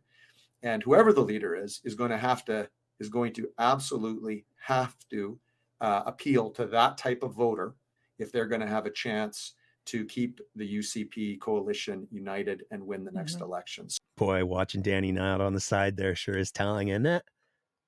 But that's the bottom line. There's two major pieces at play here. One of them is Danny doesn't want to fall victim to her own party the same way that Jason Kenney fell victim to his own party. Jason Kenney had COVID. He had mandates. He had trying to appease the anti-science, anti-facts segment of the UCP. He was unable to do so. Danny has to contend with the separatist segment of her party. That was something that was identified well before the leadership race even opened up. That clip was Rob Anderson speaking on the Western Standard show of Danielle Smith, Rob Anderson, and Bruce McAllister before Danielle Smith had announced a run for leadership. So they've known that this is in the works for a long time. But when you take a look at what the overarching strategy is anyways, a lot of this has been in works for a long time. If you go back to the Free Alberta Strategy, Rob Anderson's seminal document that he wrote about how to make Alberta free, and you turn to the last few pages, he's very, very clear in there that the threat of separation should be used as a lever to try to get what you want from the rest of Canada. But let's move on to the rest of the clip from Power and Politics. Saying that, you don't want to get to the vote is not the same as saying that you wouldn't pursue it if it is a yes vote. Just to be clear to Canadians who are watching in Alberta and outside Alberta, if the citizens of your province vote to separate, are you going to pursue that? What I have said is that I will respect the outcome of citizen-initiated referenda, and that's why it's my job to make sure it doesn't get to that point. I want Canada to be strong and united, and for provincial jurisdiction to be respected, and that's what I'll be working towards. Surely, though, you can recognize, Premier, that the feasibility, even if the vote were to go ahead, is incredibly complicated, and some of the, for example, Indigenous people in your province have highlighted that. Healthcare transfers. How does your system work without them? Like, is it responsible to leave that door open in any way? Well, I think that's up to constitutional scholars and to lawyers to discuss. At the moment, there isn't a petition campaign. There isn't a question. All there is I think some goodwill in trying to be able to resolve some of the issues that have burbled up over the last 10 years. And that's what my intention is going to be. But you may have to talk to a legal scholar about some of those issues. But there has been Supreme Court jurisprudence on this that has given some direction, and that may be a starting point for scholars to look into it. I'm not even talking legally, though. I'm literally picturing Alberta, where you and I both know I lived for almost 5 years, with a healthcare system that does not have healthcare transfers. Like, how does that? Let's take the law out of it. Shouldn't you be honest with Albertans who are expressing this sentiment, which is, I understand, not coming from a place that isn't unfounded completely. That sentiment is not something to be dismissed, but shouldn't you be honest with them about what it would mean if they were to vote yes, and now that you've opened the door to following their instruction, what that would mean for their social services, for their health care, for a whole host of things? I think you're getting ahead of yourself, Vashi. There is no question. There is no petition campaign. There is no vote. All there is me saying that I support a sovereign Alberta within a united Canada, and that I'm going to do everything I can to make sure that those issues are not ones that we have to deal with. I want Albertans to feel like their issues are addressed. And that's what my mandate is, and that's what I'll be working towards. I've said I'm not putting forward a provincial sponsored referendum on that issue. If citizens garner enough signatures, it will be put on a ballot, but it's certainly not something we're doing as a government. Sure, and I take that point, but I would also point out that during this interview you said if the citizens do decide something, then your job, you said, is to respect their decision. And there it is. I mean, there's a couple pieces there. But the first piece is Danny's making it very clear that if people vote that they feel that way, rather than try to, I don't know, do a 14-day cooling off period or something, rather than try to do something like that, she will go ahead with separation because she feels like she doesn't have a responsibility to provide leadership. She just takes her marching orders and she goes. And that's a failure of leadership. But she also, again, lies a whole lot in that clip. And you might make the argument, well, no, she's playing with technicalities, but that's still being disingenuous. When she says there is no question, there is no petition campaign. Well, if you're speaking about there's no literal campaign period that has been started up yet, that has been authorized by Elections Alberta, I guess technically you're right. But if we're talking about, are there people who are actively organizing who want to see Alberta ripped out of Canada? Well, I mean, on one hand, I could just replay the first clip that I played of her speech where she openly said, oh yeah, there's totally people doing that. But on the other hand, I could just play this clip. Making a country. Like, that would be probably the coolest thing you could do. Like, you read about the American founders, you read about even the people who founded all these other nations. It's a very intense and critical time, and people remember those people because they did something important. And why wouldn't we want to do important things? I feel like this society's lost its desire to do important things, but we can't do that if we can't get a few people together. And we know we can, because we've had 1,000-person meetings with Take Back Alberta, and this is not Take Back Alberta. We're going to be making something else. It's going to be purely grassroots. I'm not going to have an ownership role or anything like that. I'm just going to be one of the recruiters for the events. That's David Parker from Take Back Alberta. And now Take Back Alberta is largely a defunct organization. There hasn't been a whole lot of marketing, organizing under the Take Back Alberta brand, if you will. But if you were to ask David Parker what was the biggest value of Take Back Alberta, I'm sure that he would say something to the effect of the network that we built.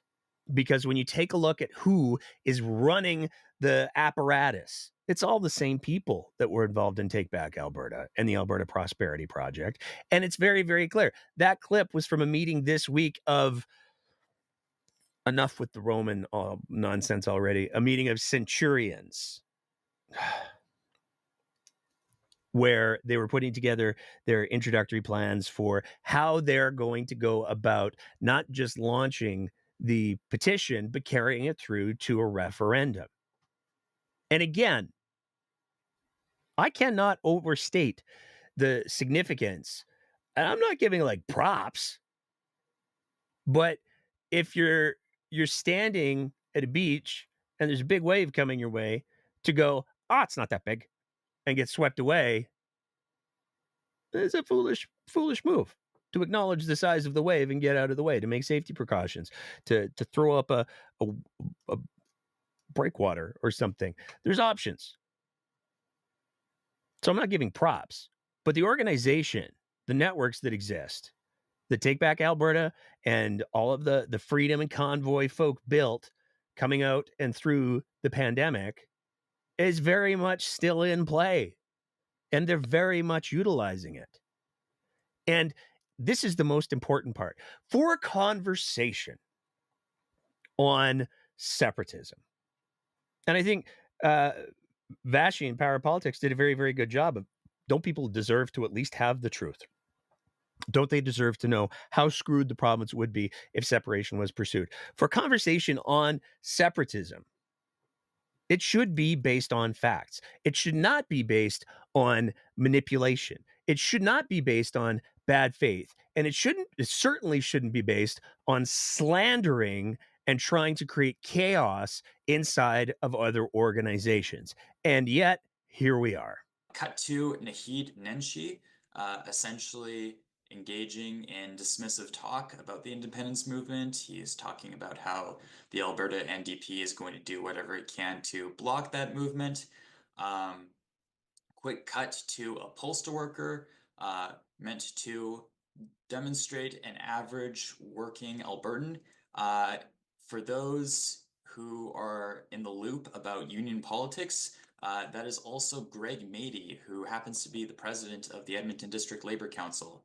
And my motivation for including him in this promotional material is that I'm hoping that people on the left are going to recognize him in this video, and they're going to share it with him, and they're going to share it with other people, and they're going to be asking the questions of, oh, okay, why is our president being featured in this? And hopefully stir up some controversy. In addition to this video footage, I also have some audio of him talking about Take Back Alberta and how they appeal to working class people much more than other unions across the province, and how that's kind of scary.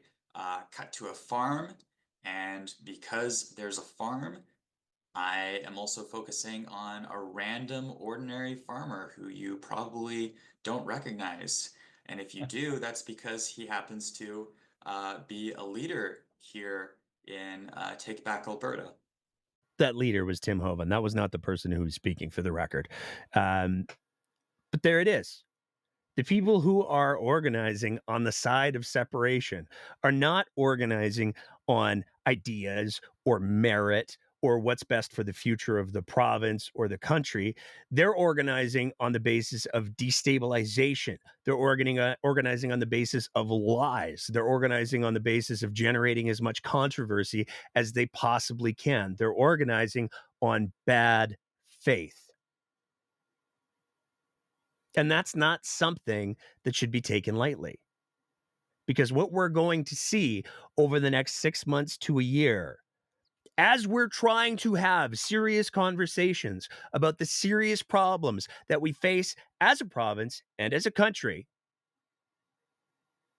we're also going to have to deal with the fact that there is a bullshit factory that is setting up to churn out bullshit at a rate that has been unprecedented and unseen in this province before. And the stakes could not be higher.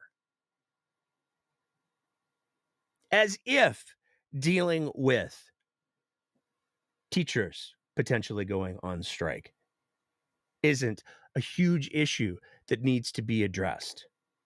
As if kids not having the supports that they should have in the classroom isn't an issue that's big enough to be addressed. As if the threats south of the border aren't issues that are big enough to be addressed. As if the whole question as to just how corrupt, if at all, is the provincial government in regards to the corrupt care scandal.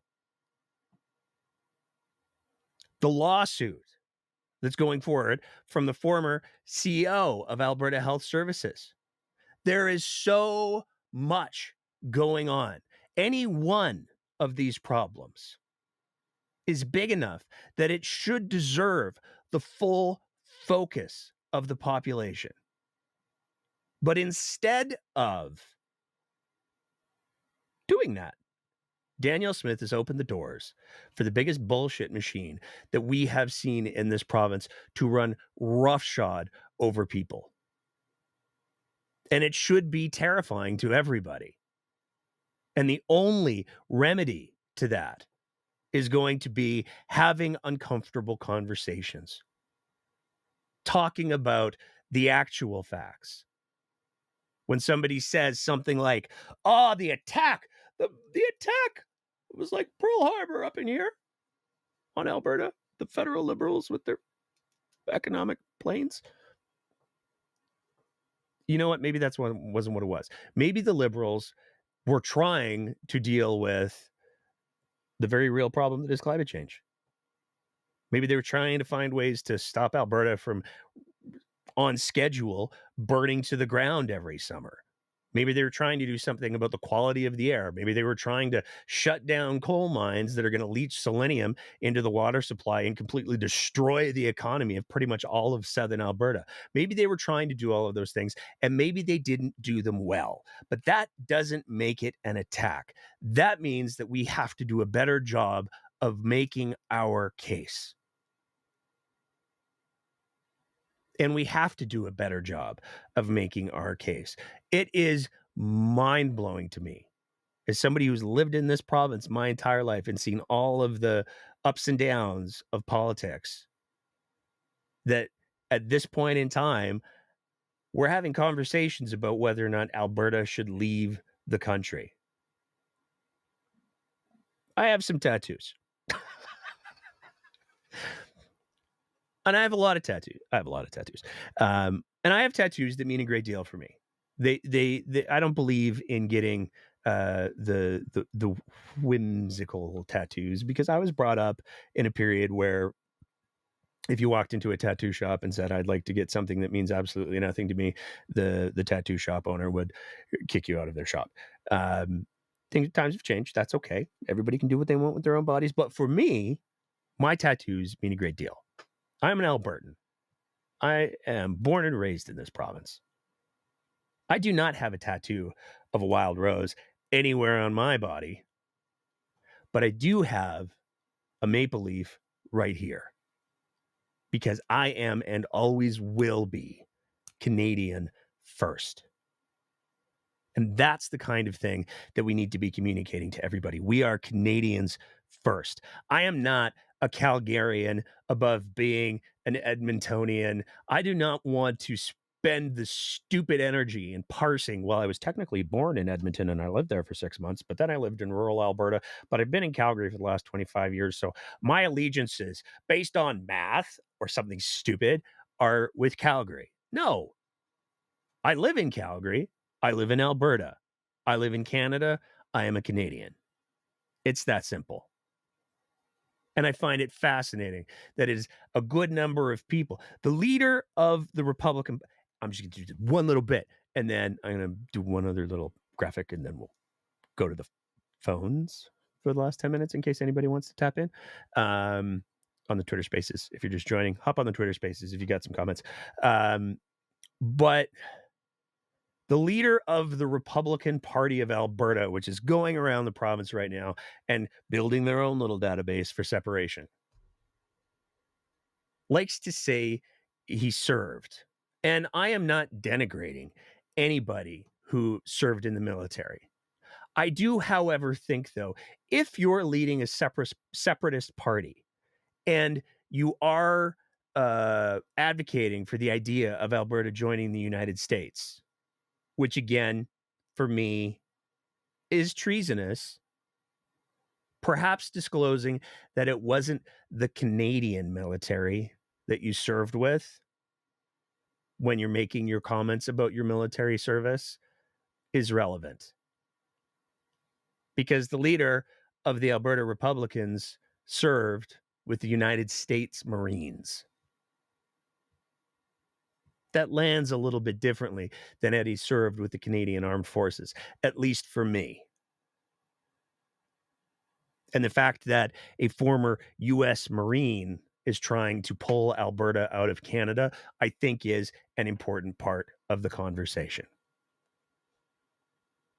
But you really can't overstate just how insidious this whole thing is.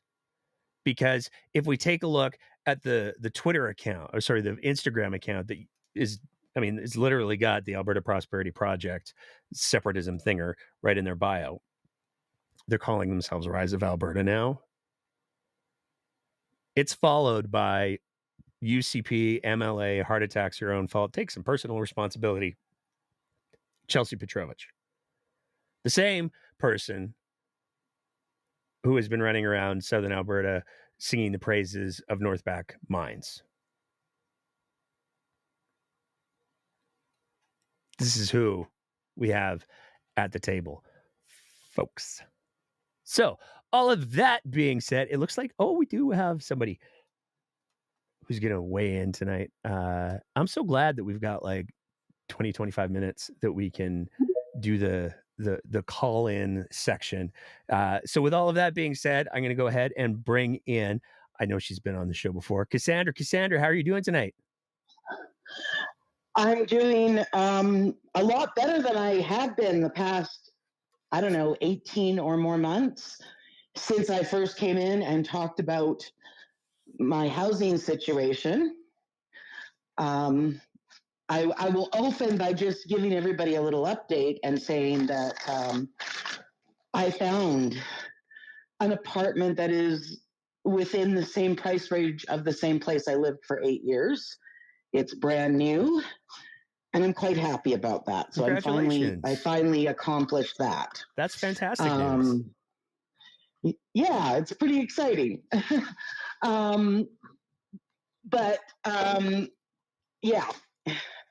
I have been that guy. That little clip, I missed part of the show because I was out shopping for stuff because I'm out of stuff. I just moved in. But I came into the clip about the guy talking about this union president. Yes. And it angers me. There's a few drums I like to beat when I get up on my soapbox.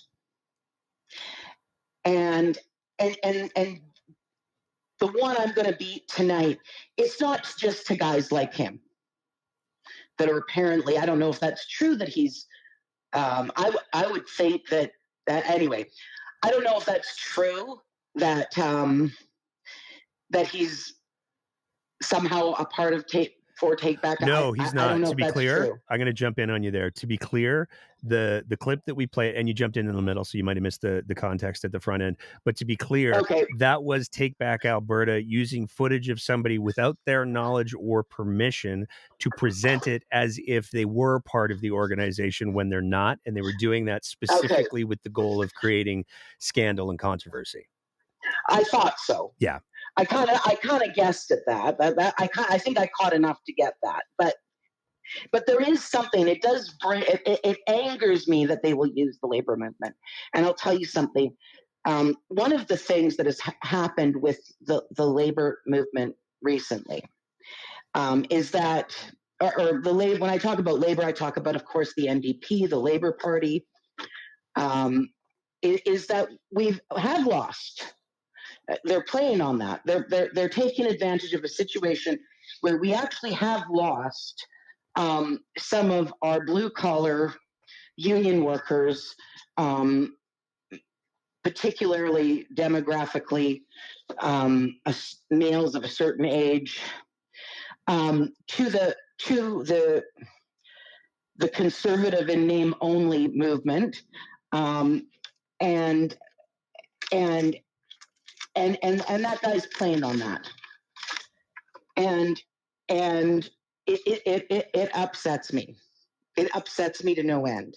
But the drum I'm going to beat, it's really not just, it's to anybody in labor that thinks that somehow voting for the federal Conservative Party or voting for the UCP is going to get them a better wage or a better deal. It's for all those farmers or ranchers out there that think somehow the UCP or the federal Conservatives care about them. The party that they created was not the Conservative Party, it was the NDP. In the 1930s, the CCF was created by trade unionists and small farmers. One of the small farming organizations that was most prolific in that movement and the creation of the CCF was the United Farmers of Alberta. The party was created right here in Calgary, Alberta. Move forward when in the 60s when we decided to revamp or kind of we restructured the party, rebranded the party as the New Democratic Party. That also happened in Calgary, Alberta, and it was also trade unionists and small farmers that were the driving force behind it. We've never, ever stopped being about a better deal for workers and farmers. When we think about the environment, that's what we're thinking about. We're thinking about selenium from mining, open pit mining, poisoning the water they need for crops, to feed their cattle. We're thinking about a minimum wage that is a living wage. We're thinking about health care and proper benefits and a weekend and a 40-hour work week instead of an 80-hour work week. That's what it was based on. And I just really hope when I listen to all this stuff that those folks that somehow think that those guys are going to give them a better deal really look into the history and realize it was their granddaddies and great granddaddies that created the CCF and the NDP.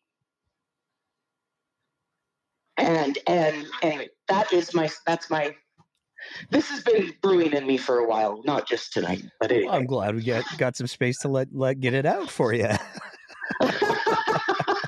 It's just everything in the news lately, like, you know, it you know, beyond even that, like every inch, every millimeter of Alberta is treaty land.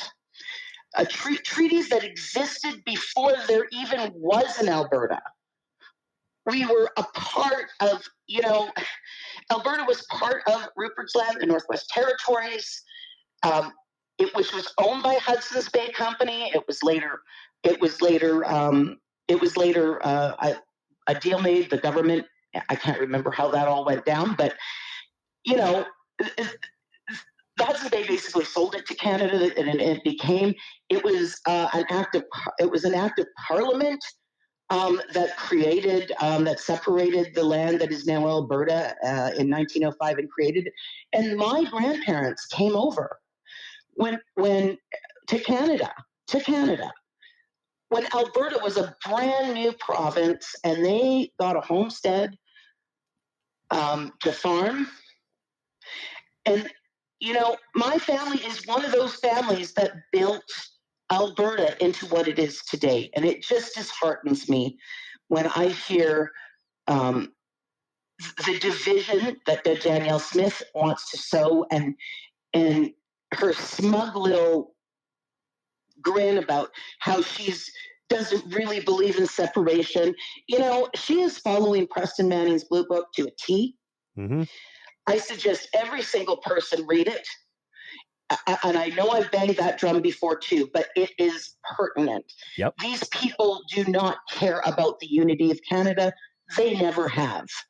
From the day Preston Manning got his feet wet as leader of the Reform Party to today, nothing has changed in their minds.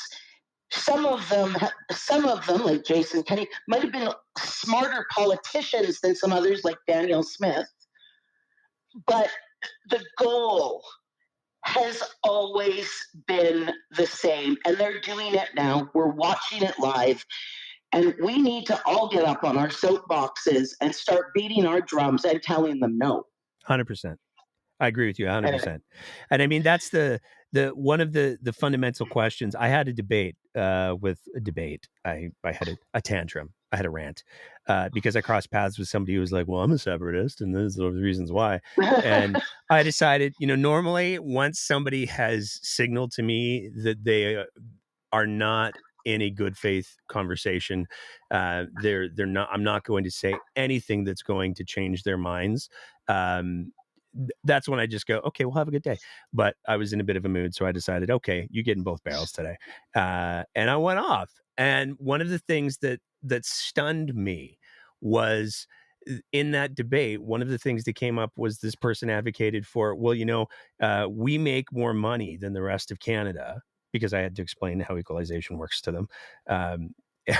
And they were like, well, if we're making so much more money than the rest of Canada, then we should have a greater say. And I was like, you really want to think about how you're playing that, because if the argument is people with the most money get the most say, everybody gets screwed.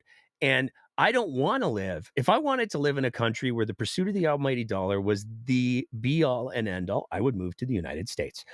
I do not want to live in a country. I want to live in a country where I can believe that we are aspiring to and actively pursuing the aspiration to make sure everybody's taken care of. I think that's a good thing. I don't think it costs me very much, and I'm willing to pay my taxes in order to make sure that happens. But this is not that. This is I want it all. I want it for me, and that's it. And that's what is at the fundamental core of, from what I've seen, of this separatist bullshit. I want it all. I want the most for me. I don't care what the consequences are for anyone else. I want to believe the things that I want to believe in order to get the most for me, and that's it. And it's gross. And I think that everybody should aspire. And I'd like to jump in on something there. Yeah, go right ahead. Because I'd like to make a point about that, because you're right. That is the attitude. But what none of those people, none of them are millionaires or billionaires. No. The majority of these people organizing it, who do they think is going to get more say? It's not them. Nope. It's going to be like the Jeff Bezos and the Mr. Wilson there and people like that. They're going to get the say, and they're going to get screwed. Well, there's a reason why TBA was started with seed money. Like the first iteration of TBA was started with seed money from the very rich Lululemon. I don't know if I'm saying it right. Lululemon, I think, guy. Like, there's a multimillionaire who gave them the money to start their whole organization. Go look up the Pacific Prosperity, whatever it was, and it's all right there. The Prosperity Project. Yeah, exactly.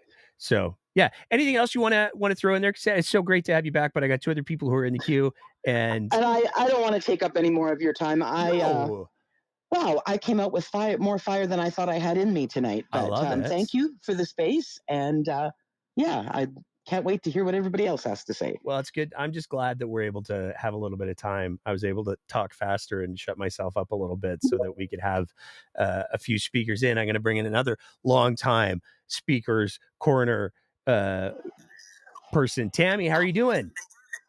Let's see if I've got this thing off. Are you doing okay? I don't know what it did. It put on some. Oh, wait. There. Am I on? You sure are. Okay, cool. What's going on? I don't know what my phone is doing. It was doing something weird, so we won't ask. It got me on. That's the main thing. There we go. We'll just blame Elon. Okay. Man, I was so thrilled. Okay. So, couple of things. I had to give up, like, the NDP reached out to me and is like, do you want to renew your membership with the Alberta NDP? And I said, no. I said, because I want to buy a Liberal membership so that I can vote for Mr. Carney. And I'm like, it's not that I'm upset with the Alberta NDP. God, no. Love you guys. But you guys have that rule that says that if you belong to the Alberta NDP, you also belong to the federal NDP. And that's not allowed.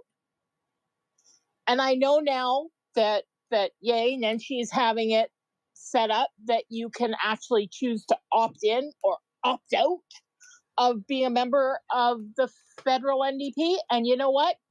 If it wasn't for I can never remember his name. He has stepped down because he Jagmeet Singh. Yeah, Singh. I probably still would have, because I still voted for my NDP guy in my riding. He didn't win, but I still voted for him. Mostly because the con guy is a jerk. He still won, but he's a jerk. But you know, it's that thing of how do I cut the baby so I can support all the places that I want to support. So honestly, I'm really thrilled that Nenshi has actually gotten it through, that the Alberta NDP can be separate from the federal NDP. So that's one of the things that I wanted to say. But as well, with this crap, I'll just call it crap, this separatist crap. I don't know. I think I've told you this story before, but I'll tell it again. So when I was a kid in junior high, it was grade 9 junior high, we had this really awesome teacher named Mr. Dahl.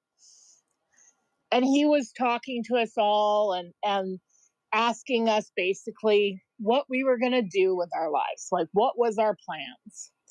And one of the guys in my class said, oh, well, I'm only going to the end of grade 12 and then I'm going out to work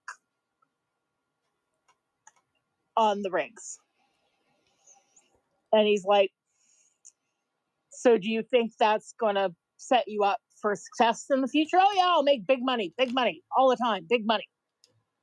He says, okay, well, what happens if they don't need to work on the rigs in 20 years? Oh, that'll never happen. They're always going to need us to work on the rigs. Oh, dear. And now, how many booms and busts have we had? Yep. How many times has that guy been basically screaming at the feds, get us some money, get us some money? And this is the part that always frustrates me with these people, is they don't seem to have any forethought, right? They're always so just in the moment, in the minute, in the whatever, that they don't plan for themselves beyond that in the moment. And my family, all my kids, myself, I have autism. Chrissy has autism and ADHD, which is heck on wheels, because one half of your brain wants chaos and one half of your brain wants order, extreme order. Yeah. So it's, she says I can tell when I get my ADHD under control with my meds, because then my autism gets really strong. And I'm like, yeah. And I'm like, but autism is easier to deal with, at least in my. She's like, no, because I'm not used to dealing with it all the time, Mom. You are, because you're only autistic, or your ADHD side is so tiny and minuscule that you don't even notice it. But no, when you're not used to dealing with the ADHD or with the autism, it's not easy to deal with. I'm like, oh, okay, I'll accept that. And then my other daughter is more ADHD and very little autism. So we're kind of this weird group. But one of the things that I've noticed, there's a reason for explaining all that. One of the things I've noticed, especially between myself, the autism, and my daughter that has autism and ADHD, is my my daughter has a really interesting way of putting it. She says, we care about people on a large scale, but we really don't like being around people at all on the personal, like on the one-to-one. We care about the big, we don't like the individual. And I said, well, I guess, and one of the things she said on that point is, she goes, and what I find is that the normies, that's what we call people who don't have ADHD or autism, especially in Alberta. We're not saying this is all of the normies, but a lot of the normies, especially ones in Alberta, they only see the part that hurts them. They don't see the big picture. They can only see themselves. And it's so frustrating to deal with, because if you look at all of the things that go wrong, it's because they have no foresight. Like with this thing of trying to push people into joining the US, have they not been looking at what's going on in the US? Yeah. Seriously? You think that somehow just because you're being let in, that you're going to be exempt from the bull crap?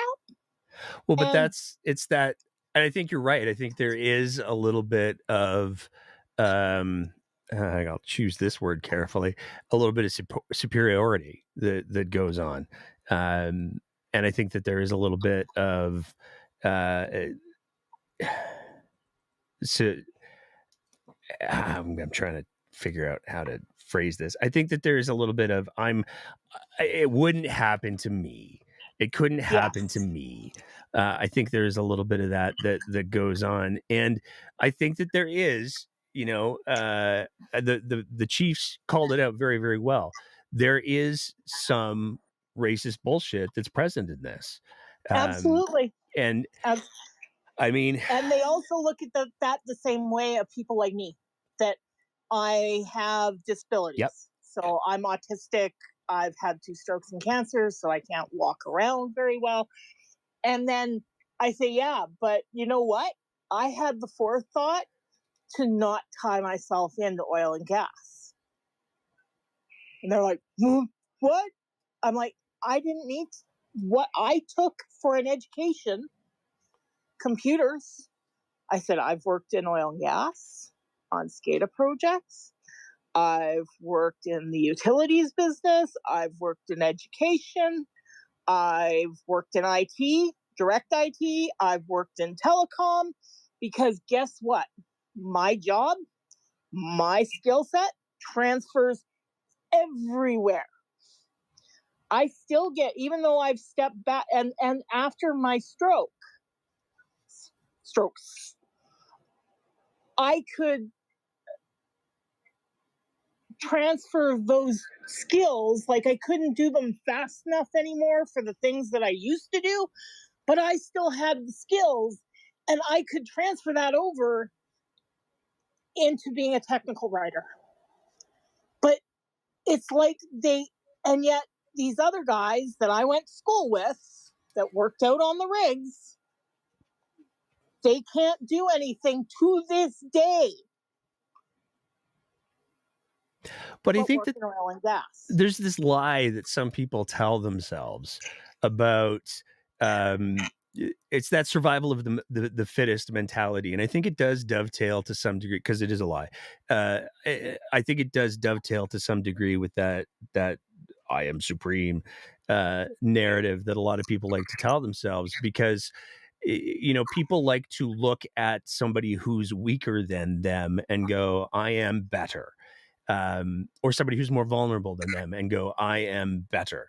And there is, it's that there's that mix of, when we talk about the kind of people that are like, I want to go to the US and screw the disabled and screw the neurodivergent and all of that, and I just want to get what's mine.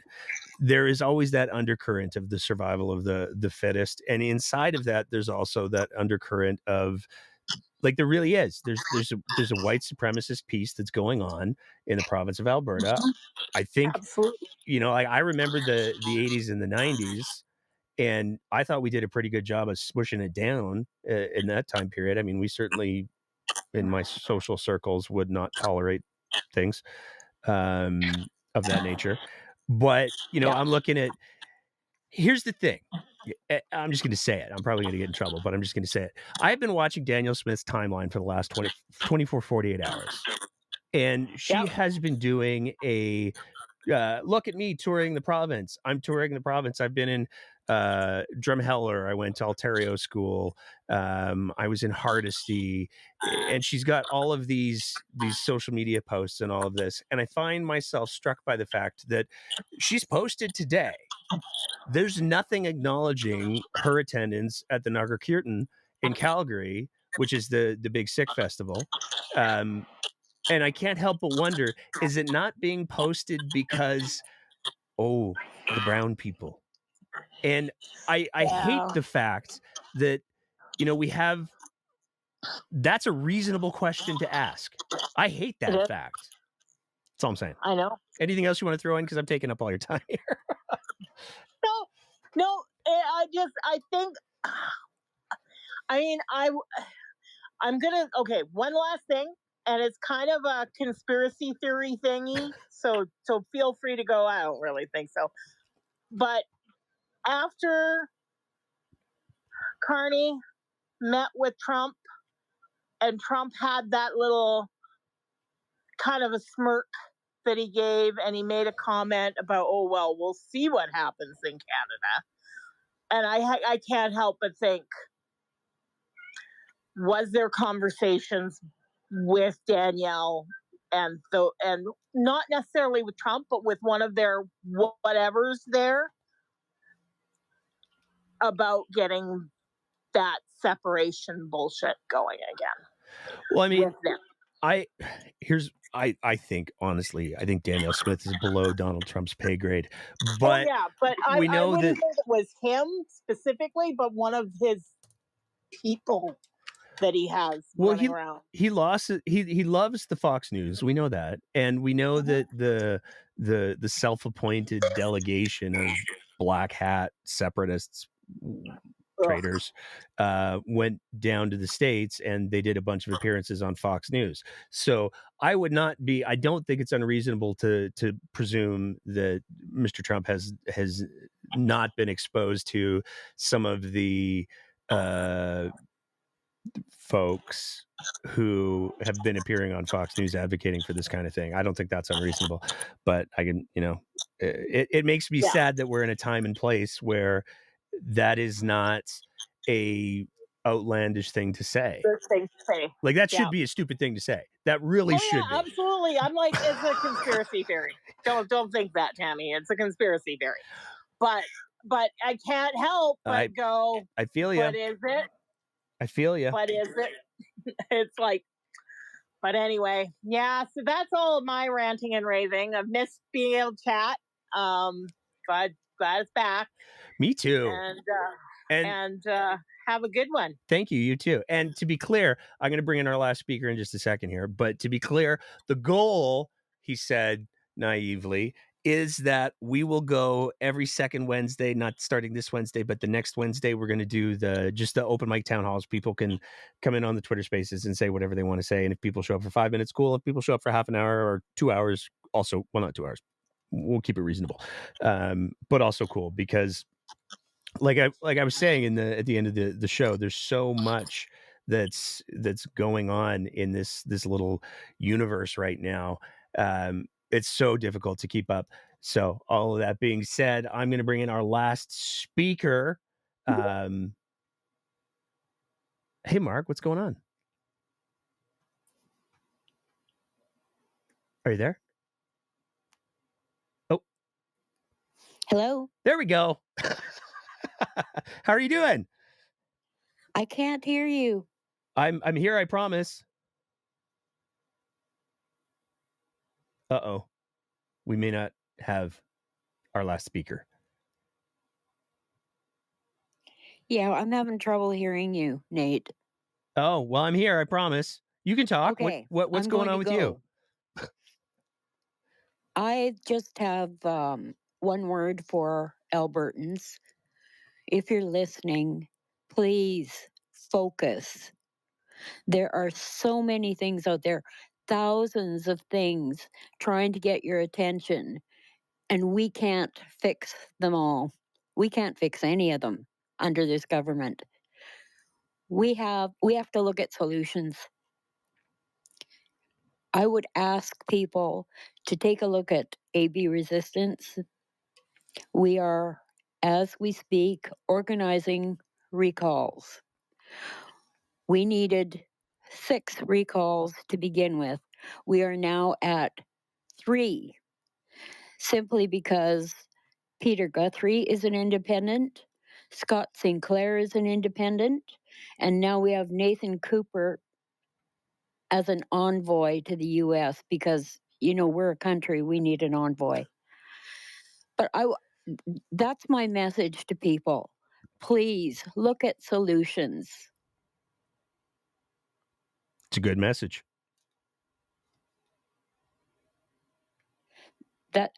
Since I can't hear you very well, Nate, I'm going to close off with that. But I'll be back some other time. I would really like to get that out to people, though. We have to quit dwelling on each and every bullshit thing that comes out every single day and hits us in the head. We have to look at what the solutions are, and we have to work at those. Thanks, Nate. Thank you. And Mark's not wrong. Excuse me. There is a lot that is going on, and there are windows of opportunity that's being created. And one of the positive things that people have pointed out, although I still don't love the threshold for referendums being as low as they are, is this opens the window for progressives to start putting forward their own referenda on a variety of issues. And this is potentially a way that some of the wrongs that have been inflicted can be done. And if you're smart about them and you package them together, then it becomes much, much easier to accomplish those things. So if you're going to have a referendum on making sure that the $200 that's being clawed back from disabled folks is returned to them, you're going to do that referendum. Also do a referendum on stopping all coal mining in the Eastern Slopes. Also do a referendum. Like, pick your 3 or 4 big issues that the vast majority of Albertans are going to be able to get behind, and package them all together, and then do them all in one shot. And I mean, if that's how Daniel Smith wants to play the game going forward, it's not a terrible strategy. So there's my thoughts on that. All of that being said, I'm gonna do all the plugs, then I'm gonna play the video, and then we're gonna wrap it up for the night. So here's the plugs. We got a very exciting FOIP result back. Look for us next weekend on Sunday, where I will be reading from a very, very approved script in order to talk about the FOIP that we received, because it's just that big of a deal. So look for that next week. But this is where the support that we get from you, our audience, gets to be so important, because we're only able to do the FOIPs that we're able to do and all of the other things that we do because of the support that we get from our audience. The main way that we ask for people to support us is through our Patreon page. So you can sign up to be one of our Patreon supporters at www.patreon.com/thebreakdownab. You can set your own Patreon amount, and that's that. And if you're not into the longer term commitments, then you can also send e-transfers. We accept e-transfers to info@thebreakdownab.ca. All of the money goes towards our operating things, whether it's we upgraded our camera this year, or doing the FOIPs, or all of the other things. That's where it all goes. And I want to say a big thank you to everybody who does support us. I also want to say a big thank you. And this is not a plug, but it's just me. I want to say a big thank you for everybody for the kind words at yesterday's rally/protest here in Calgary. Some of you may know I spoke at the rally/protest at City Hall here in Calgary yesterday, and the feedback that I got, and the people coming up and saying hi and introducing themselves and all of that was absolutely amazing. So thank you to everybody who came and said hi there. Yeah, I think that's all of my pitches for tonight. How's your BS detector evolved over time? I tend to be pretty trusting. I don't know how it's still not funny, or how it's not gotten not funny. It's still funny. I mean, what, we're 2.5 years after that clip was done, and it still lands with me perfectly every time. Thank you, everybody, for listening, tuning in tonight. I want to say a huge thank you to the chat. See, one of the things that I love about having the open mic, the speaker's corner bit, is it gives me a little bit of an opportunity to listen to what's being said, but I also get to catch up on all the chat stuff. So I love that. And huge thank you to everybody who's in the chat stuffs. You guys are great. I love the community that we have going on in there. It's absolutely beautiful. If you're new, like and subscribe, the little bell thing, so that you know when our shorts get put up, because we have a wonderful person who puts up the shorts for us. So there's that. And that's it. Nothing this Wednesday. We'll see you next Sunday for a very, very, very special and exciting FOIP episode. In the meantime, and in between time, have some conversations with people. Talk to some people. Let them know that it's okay to be proud to be Canadian, to acknowledge that we have a lot of work to do in this country and in this province, but being Canadian is still awesome. And that's okay. And we don't need to be ashamed to be Canadian. We don't need to be feeding into bullshit victim narratives that the Premier of Alberta is currently trying to feed us, because it just diminishes all of us. And we are better than that. So take care of each other. And as always, keep the conversation going.